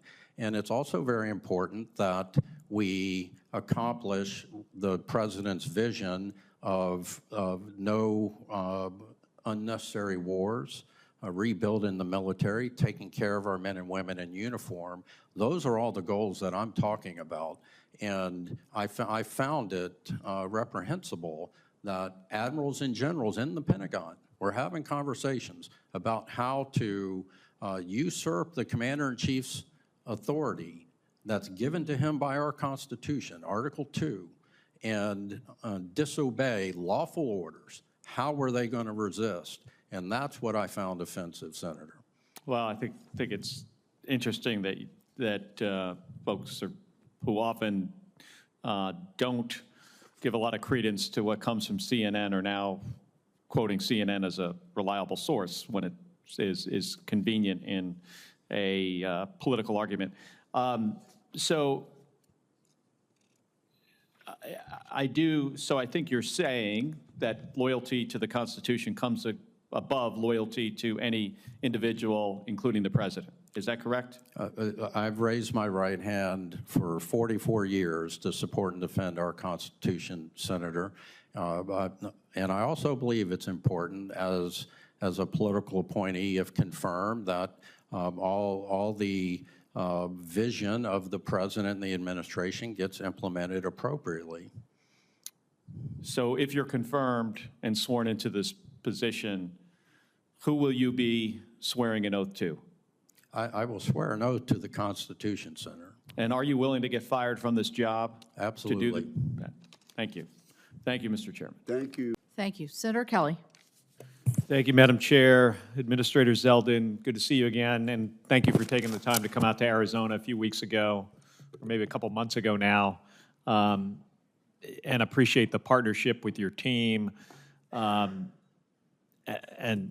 just thank you for working to improve Arizona's air quality and support our continued economic growth. As you heard during your visit, we need EPA to work with Maricopa County to provide new ways to generate emissions reduction credits. Later today, the Maricopa County Board of Supervisors is expected to vote to submit to EPA the final version of Rule 205 for final approval. We talked about these two rules, Rule 205, and I'll get to 204 in a second. And while I know that you can't prejudge a regulatory decision, will you commit to having Region 9 process this application as quickly as possible? Yes, Senator. Thank you. And we've heard that it could take as long as 6 months for the regional office to conduct this review. You think there's any way to do this faster than 6 months? We will do it as fast as we possibly can.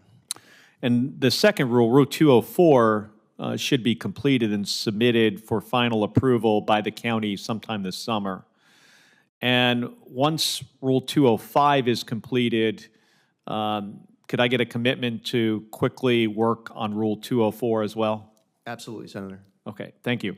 Now, another item we discussed during your visit was the need to understand the root cause of the ozone pollution that forms in the Phoenix area. As we discussed, we've got emissions have gone down and ozone has gone up. So, and specifically, nitrogen oxides and the volatile organic compounds, ozone rising with the other, the increasing VOCs and NOx. So that means that we need scientific tools and models to help us understand what's going on here. We haven't figured it out, and we need help with this. And we've developed a partnership between the state, between Maricopa County, ASU, University of Arizona, and EPA called a Ground Level Ozone Research Project.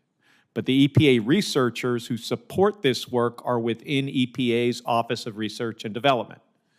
ORD is a congressionally mandated entity established to operate independently and without political bias.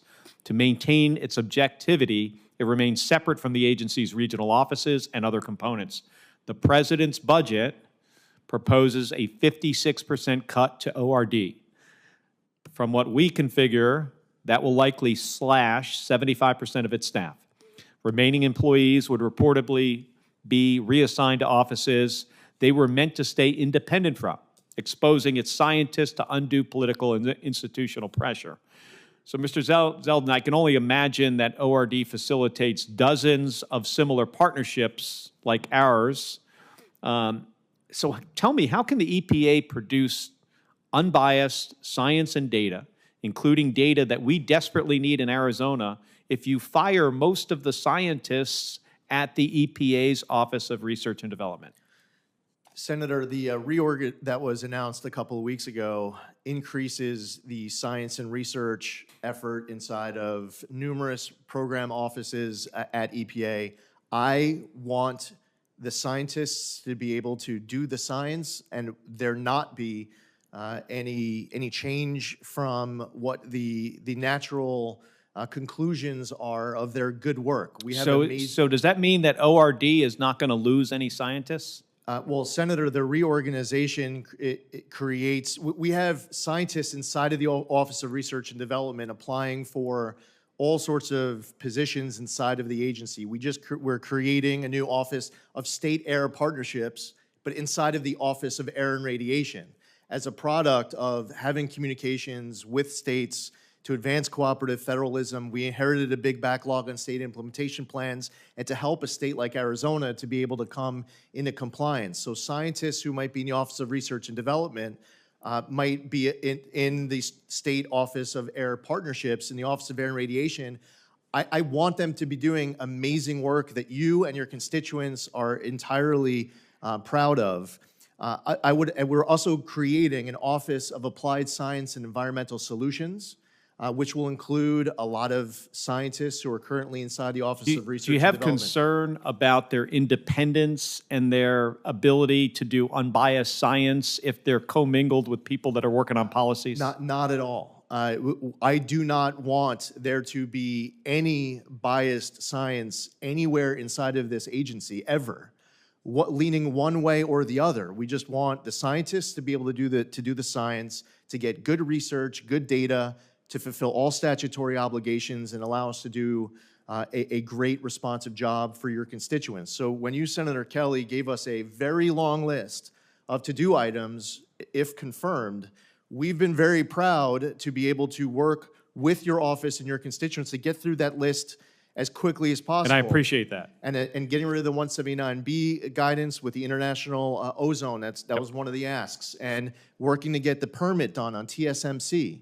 You had a long list. Yeah. And I appreciate the fact that you have a long list. And I want you to get us the next list. Okay. I want you to tell us what are 20 things that EPA can do to help Arizona. I want to do all of it. Well, as somebody who's always been driven by science and data, I get concerned when I see 75% cuts in an organization that has a lot of scientists. What you're telling me is these scientists are probably going to some other group within EPA to continue to do this important work. And I look forward to seeing the results, especially on our issue with rising ozone when emissions have actually been going down. Thank you. Yes, Senator. Thank you. Thank you. Senator Kelly. Thank you, Mr. Chairman. General Alvin, last September, the Air Force activated the Integrated Capabilities Command to integrate requirements and development and emerging capabilities and to modernize the force. The formation of this command is very timely as the service moves towards NGAD, the F-47. So General Alvin, I'm interested in the F-47 and how you see this new command, the Integrated Capabilities Command, supporting future development, both for the F-47 and the B-21 and anything beyond that. Yeah, thank you, Senator. And we are now to the point where we have the Integrated Capabilities Command is in a provisional status. It was part of the series of activities that we had paused, and now we have a secretary in the seat who can evaluate those and make sure that we're on the right path for evolving that into where it needs to be. In its current instantiation, the vision is the value of the Integrated Capabilities Command is it doesn't develop the platform to be the best platform in the world. It understands what we're doing now is going through mission threads.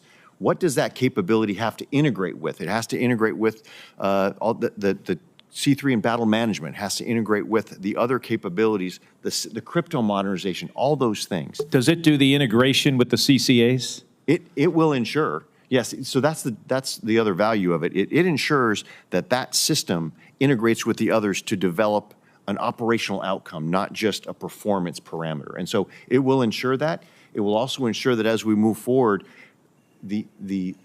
some of the good ideas, we ensure that the good ideas meet the force design, not just make the platform better. If they make the platform better, but they don't make the platform perform better across the whole mission, then it's probably not worth spending the money on. So it will help us also make better use of every dollar to where that F-47 and those CCA and the B-21 and everything that goes with it gets a better combat outcome. And Is it fully staffed at this point? Not at this point. It's got the provisional, and so it is doing modest work now. And as we look towards the next level of that, it will now take the sort of federated approach from some of the capability development being done in Langley and some in Barksdale and some at Scott. It will actually put those together and say, what does one Air Force force design look like? And that's its vision. Is it pretty high level, or do you have like software engineers there to make sure software between platforms is integrated? The value of setting it up like it is, the software engineers and the technical experts, they are very tightly linked with the current office called the Agile Development Office. But they're the ones who take the good ideas from the operator and say, is that technically feasible? And it also has one-stop shopping for outside industry to come in and say, hey, I got a new design, I got a good product here. We can let them know, yes, go ahead and spend your IRAD dollars on that because that is going to be a part of our future force design or not. So it also helps industry as well. But it's got all the smart software engineers working with our Air Force Materiel Command. Thank you. Unrelated subject. As the department continues to embrace multi-domain warfare, I'm concerned about the lack of training space available where we can integrate all domains, and we're dealing with airplanes that are flying faster and higher and air-to-air missiles that have a greater range. The stick is getting bigger. The ranges aren't getting bigger. We need cost-effective training for our pilots and the ability to actually engage in a contested EW environment. Last year at this hearing, we talked about opportunities to integrate the Air Force, Army, and Marine Corps training ranges in the state of Arizona to do multi-domain operationals and to have, the ability to do just longer runs. So since then, General, what steps have you taken to stitch together to bridge these training areas in the state of Arizona to get better training for the Joint Force? Yeah, thank you, Senator. I would say that we're still be in the forming phase. Last year, we had a lot of exercises like the Bamboo Eagle exercises where we understood what the operational joint exercise would look like. We haven't yet looked at the stitching together, but your point was it was right last year and it's still right this year. There's the opportunity because of the geography of Arizona and actually leaking into New Mexico as well. We can go from Goldwater through the Outlaw and Jackal NOAA. You got to stitch those two together, and then beyond that to the White Sands Missile Range. And then you have a training range that I think is maybe, unmatched, maybe in CONUS, obviously in Alaska. That's bigger.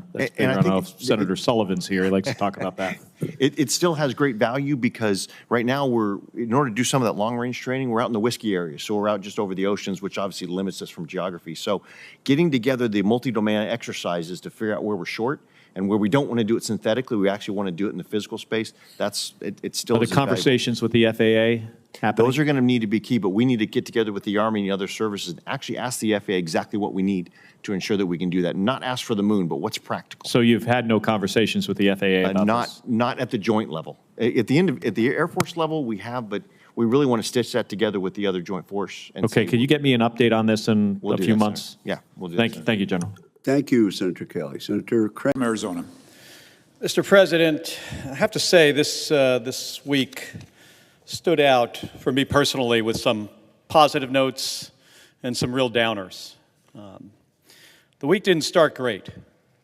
We saw the President of the United States, for the first time, I think, in possibly my lifetime, send troops without a request from a governor into a state because people were protesting. And sure, some could make an argument that maybe a few protesters got over somebody's perceived line, but they were largely peaceful protests. And what the president did is beyond his authority. It's illegal. And it was not a good start to the week, I have to say. But, Mr. President, I also have to say there were some positive things this week. I got to meet your grandson. I think he said he was 15 years old. He got to go to the Air and Space Museum, a place that I love, a place that makes our country stand out in the best of ways. You know, shows what we can do when we work together, when we bring the full force of the United States behind doing things that are positive. We sent people to the moon in the 1960s. Your grandson got to see some of that hardware over at the Air and Space Museum. But I also have to say that the end of this week was rather outrageous and horrific. And it was brought to the American people, I strongly believe, because of the attitude of this president and his ability to just work outside of the boundaries of what most Americans feel are in accordance with our values and our ethics. What happened today to Senator Padilla was outrageous. It was violent. It's a scary thing to see happen in the United States of America. Alex Padilla is a great guy. He is thoughtful. He is passionate. He is just trying to serve his constituents in the best way he knows how, by doing the thing that is in our Constitution. Freedom of speech, Article 1, by exercising his constitutional rights and his rights as a United States Senator to ask some questions of government officials. He was doing his job. His job is oversight. Oversight of the Department of Homeland Security. This is in a federal building, and this didn't happen in isolation. The Trump administration has arrested a mayor and a member of Congress and a labor leader. The other day, I think, I mentioned the one highlight of this week, which was your grandkid, and the low light is, besides this, at the end of the week, is what happened at Fort Bragg the other day. The President of the United States going to a U.S. military base and using soldiers as political props. That is not who we are as a country. And I have to say, Mr. President, what I saw today is leading us down a dangerous path. And we cannot retreat to partisan corners. Senator Schatz mentioned, other than you, Mr. President, I don't think there are any other Republicans showing outrage for one of their colleagues on the other side of the aisle being violently handled by law enforcement. This is wrong. This is not putting our country first. And I have to say, I hope we can turn things around here in the coming weeks. But in my lifetime, and certainly my time in public office and my time serving this country, I have never seen anything like I have seen this week. Thank you, Mr. President. I yield the floor. From Arizona. Mr. President, what are we doing here? Seriously. I'm still waiting for somebody to tell me how this makes sense. We are debating a budget that gives another round of tax cuts to billionaires and giant corporations on the backs of everyday Americans. And it also adds trillions of dollars to our national debt. That doesn't make any sense to me. And it doesn't make sense to the Arizonans that I've been hearing from in every corner of our state. If you grew up in a household like mine, where money was tight, you would know that budgets are about priorities. I can still picture my mom sitting at the kitchen table trying to figure out which bills to pay. You take the money you have and you put it where it's needed. This budget clearly tells the American people who President Trump and Republicans in Washington need help. If you're a billionaire, it says, we've got your back. But if you're a parent trying to provide for your family, a senior in a nursing home, or a child who counts on school for your only hot meal, you're on your own. This isn't about balancing the books. It's about picking winners and letting everybody else fall behind. And who loses? It's the Americans working 2 jobs, raising kids, caring for elderly parents, and just trying to stay afloat.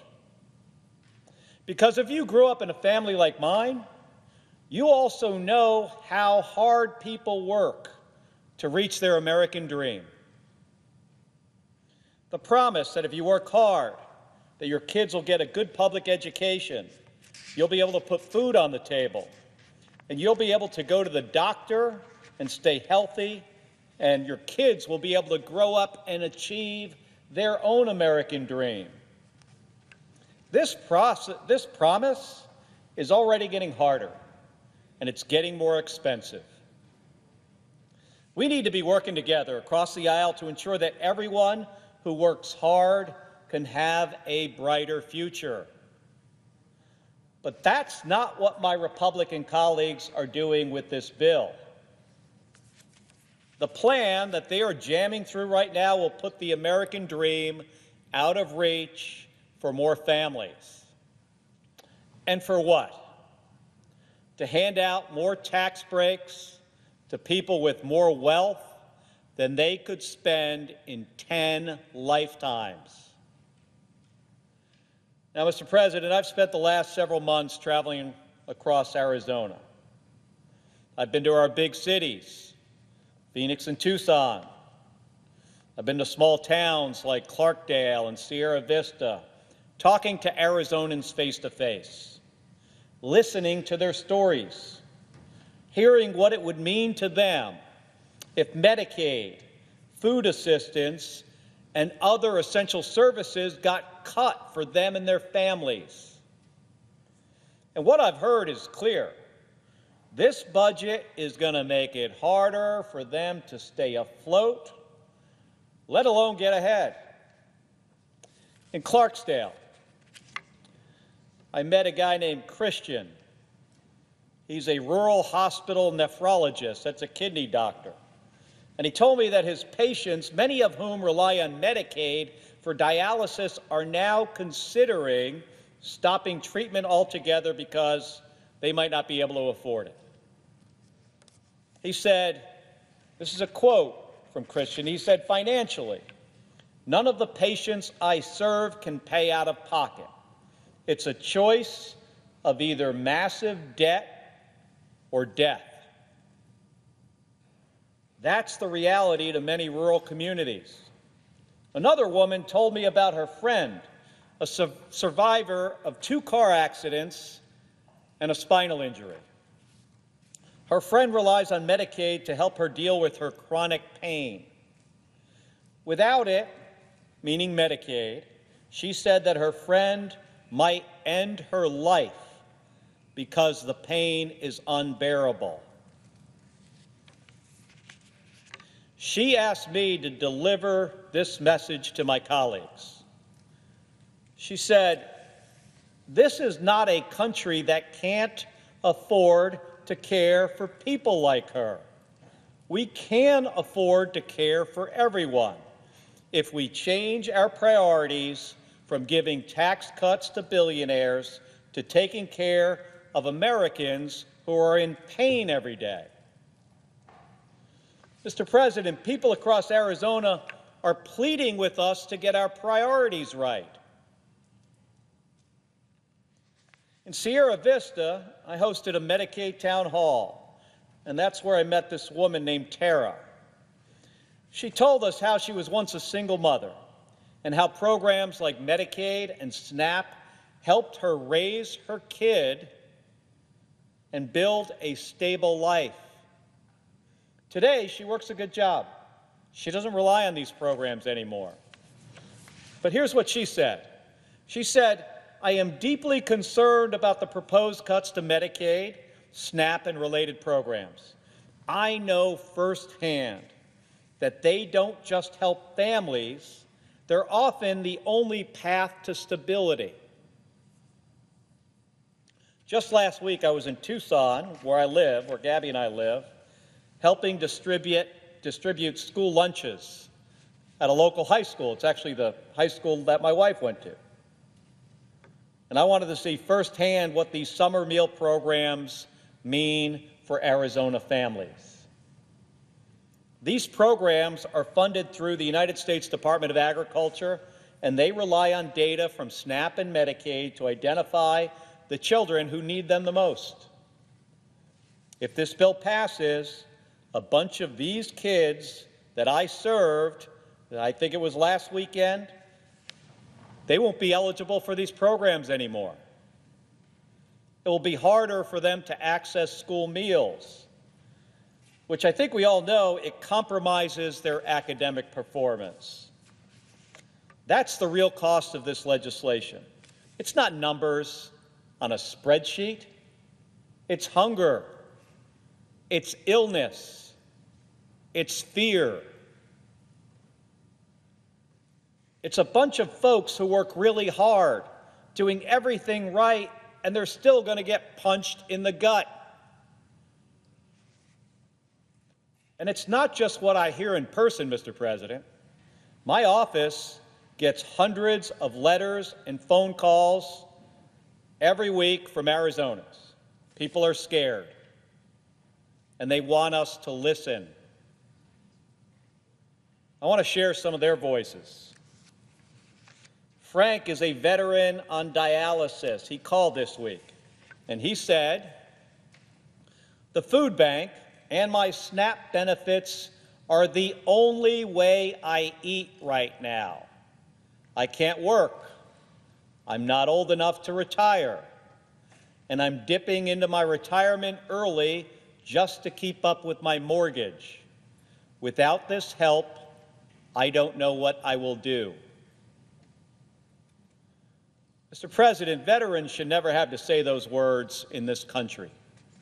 One of the most sacred promises we make to the men and women who serve is that we will take care of them when they return home. That promise doesn't end when they hang up the uniform. It includes making sure that they can afford food, access health care, and live with some dignity. And yet, here's Frank, sick, struggling, and wondering how he'll survive because the programs he relies on are under threat. Cheryl from Tucson, who is a 59-year-old widow, said, "I receive disabled widows' benefits, Medicaid, Medicare, and SNAP. Get this. She said, my rent and utilities eat all but about $300 of my monthly income. SNAP and my health care card used to cover most of my food costs. I used to have about $40 left over to buy some extra groceries for the unsheltered in my area. So here's a woman with $40 extra, and she's helping other people." She also says, now, buying food for my household takes all of it. I'm scared. If I lose even one of these benefits, I'll lose the grip that keeps the roof over my head. Karen from Scottsdale has worked for over 25 years helping veterans and people with disabilities. She wrote, "Many of the people I work with rely on Medicaid because they can only work part-time or because their employers don't offer benefits. Cutting them off will just make health care more expensive for everyone. The rich do not need an extension on tax cuts at the expense of low-income and middle-class families. Mr. President, these are my constituents. These are folks who, unprompted, took time to write or call their senator. And every single one of them, Mr. President, is saying the same thing. We're barely holding on, and we're scared this is going to put us over the edge. Now, I wish I could say that these stories were met with compassion by everybody here. But instead, one of my Republican colleagues apparently said, this is a quote, "They'll get over it." And another, when asked whether cutting Medicaid would cost lives, said, "Well, we're all going to die anyway." Now, I didn't come here to throw jabs. I'm repeating those words because they reveal how this budget was written without any connection to the real-world consequences.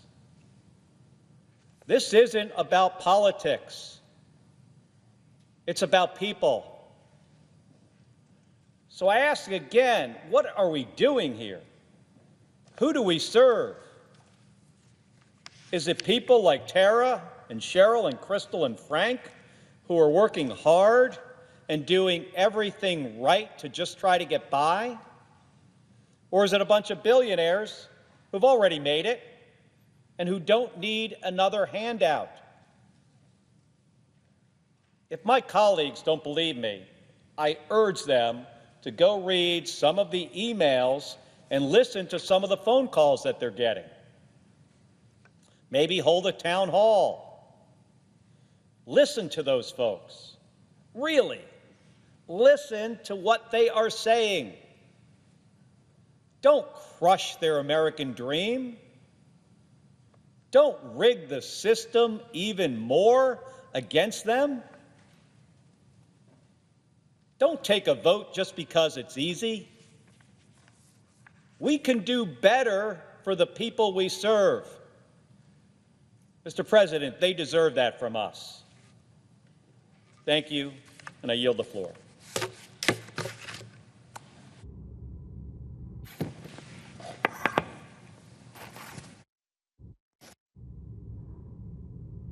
Hey, gentlemen. Hey, Speaker. Appreciate it. Good to see you all. Hey, so here's Congresswoman and the number of ours. And we're waiting. Yeah, reopen the government so we get back to work. I mean, but this excuse just keeps on moving. Yeah, no, it's not great if you want representation. Not last week. There's 750. Wait, let me address answer the question. We're happy that she got elected. She's filling her father's seat. That's fantastic. We have a long tradition here and a process of how we administer the oath to a member. You know, you served here for a while. We're going to do that as soon as we get back to work, but we need the lights turned back on, so we encourage both of you to go open the government so we can get everybody back to regular session. Republican swore the person in? No, the exception is there were 2 Floridians who were elected in a special election. This happened a couple months back. They were here on a day, they had their families here, they had a scheduled day for the oath of office, and the House was called out of session that day. They had all their family and friends here. So we went ahead and went through the process in a pro forma. Let me finish. Wait, let me answer the question if you're going to ask it. And so that was the exception we did because the family was here. Ms. Grijalva, Rep-elect Grijalva, has not yet had a scheduled date because she was elected after the House was out of session. So I am anxious to administer the oath to her as soon as you guys vote to open the government. You don't want to be on the Epstein discharge. How much? It's totally absurd. You guys are experts at red herrings and distraction.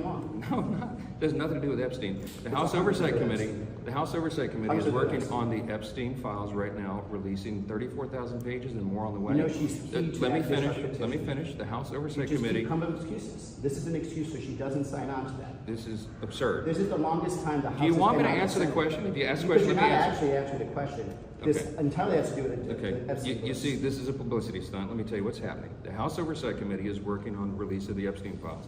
There are some of the biggest bulldogs in Congress in the Republican and Democrat side who are working on that aggressively. I met with the victims before they went out and did the press conference, and the House Oversight is doing its job. Did you know, you might not, because we haven't been in session, the House Oversight has its lawyers in New York City combing through the Epstein estate files. None of that had been anticipated by discharge petitions or anything else.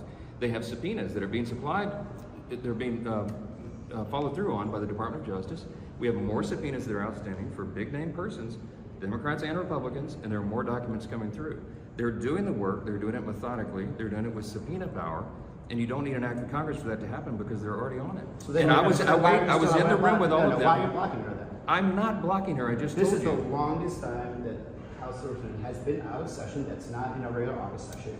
This is the longest time it's taken for someone to be sworn in, and it all happens to coincide with the fact that she's going to be the deciding vote on the discharge petition. I know why you're upset. I know why you're upset. You get a lot of heat because the government is closed down and you guys made the decision. Actually, no. You made it 5 times to keep the government closed. I got a request. Yes. Why don't we do this?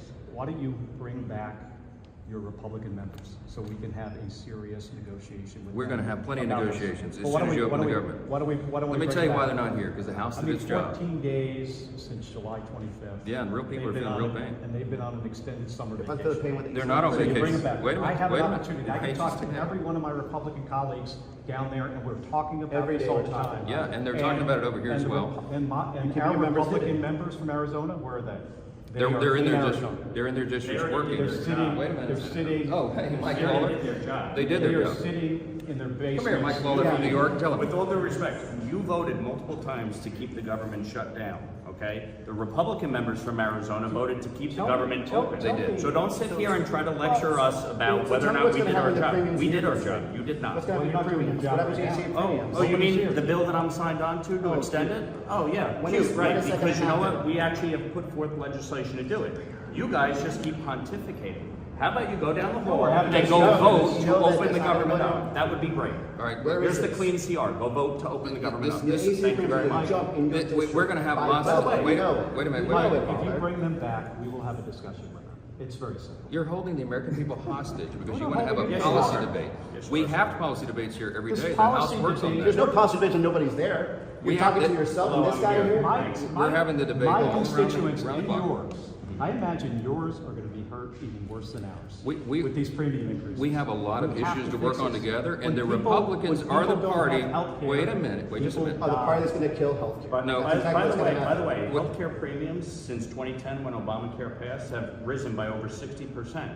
So what you're, what you're, you want to cut now? You want to cut now? You're not upset about that? You should be upset about that. Well, then get going. Get your people in line and get the reforms. Your constituents have had huge healthcare premiums under Obamacare. 300%. And I imagine Louisiana is that high. Yeah, no, there are big My problems with folks can't healthcare. There's afford big problems with Obamacare. It needs a lot of reform. The We're going to Republicans talk about that. have pages of ideas. Get the government open. We have hundreds of ideas. Guys, Get we your got to get people the in. government open and turn the lights on so we can get everybody Get your back there and get people to regular in and session. stop covering up for the pedophiles. There's not, that's ridiculous. Nobody's covering up for pedophiles. That's So knock it the hell off. She knows, you know that she is the. Okay, I'm going to get back to work. These gentlemen had a publicity stunt here. You see the issue. They need to go and vote to reopen the government. Get your Plain people and back. simple. One of them. The House has done its work. Every single Republican in the House but one voted to keep the government open to make sure TSA agents, Border Patrol agents, And even if they the do troops anything, and everybody they're else not are here paid. next week, even if we strike a deal. You And the have to get them Democrats back. have voted repeatedly to keep the government closed. Plain and simple. That Premiums is the gonna go issue. up. First things. That's the shutdown. At this point, do you think that there's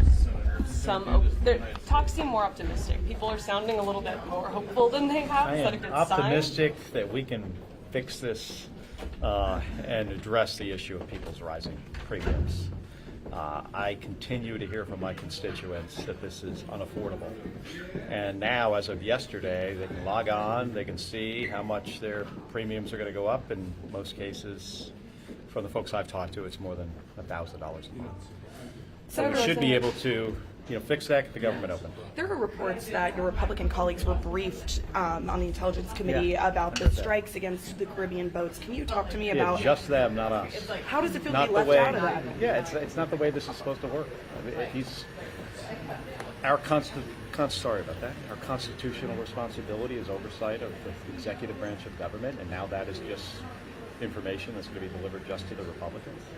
The briefs we had on this have been, I think, challenging for the administration because they got a lot of very pointed questions from both sides of the aisle. Maybe they don't want to go through that experience, but that's how this is supposed to work. I mean, we're supposed to get the information so we can communicate what makes sense to the American people, and we can make a decision about, defense policy within our ability to do this through the defense budget. Can't do that without the information, and they're withholding information from us. Have you ever seen a partisan briefing like this where only one side? I haven't heard of one before, no. Not like this. When it comes to the conversations that are ongoing on the shutdown, I mean, are you involved actively in any of those, and what do you I've see been as having the the off-ramp here? conversations with my Republican and Democratic colleagues. The off-ramp is let's get in a room. Let's get the president actually in a room. Let's get him to focus on this for more than an hour. He doesn't need to focus on his ballroom anymore. I think he made it very clear, by taking down the East Wing, and he can back off from that project, and he can focus on getting the government open and fixing this premium problem in people's health care. Would it be Thanks, Senator. Working group makes sense?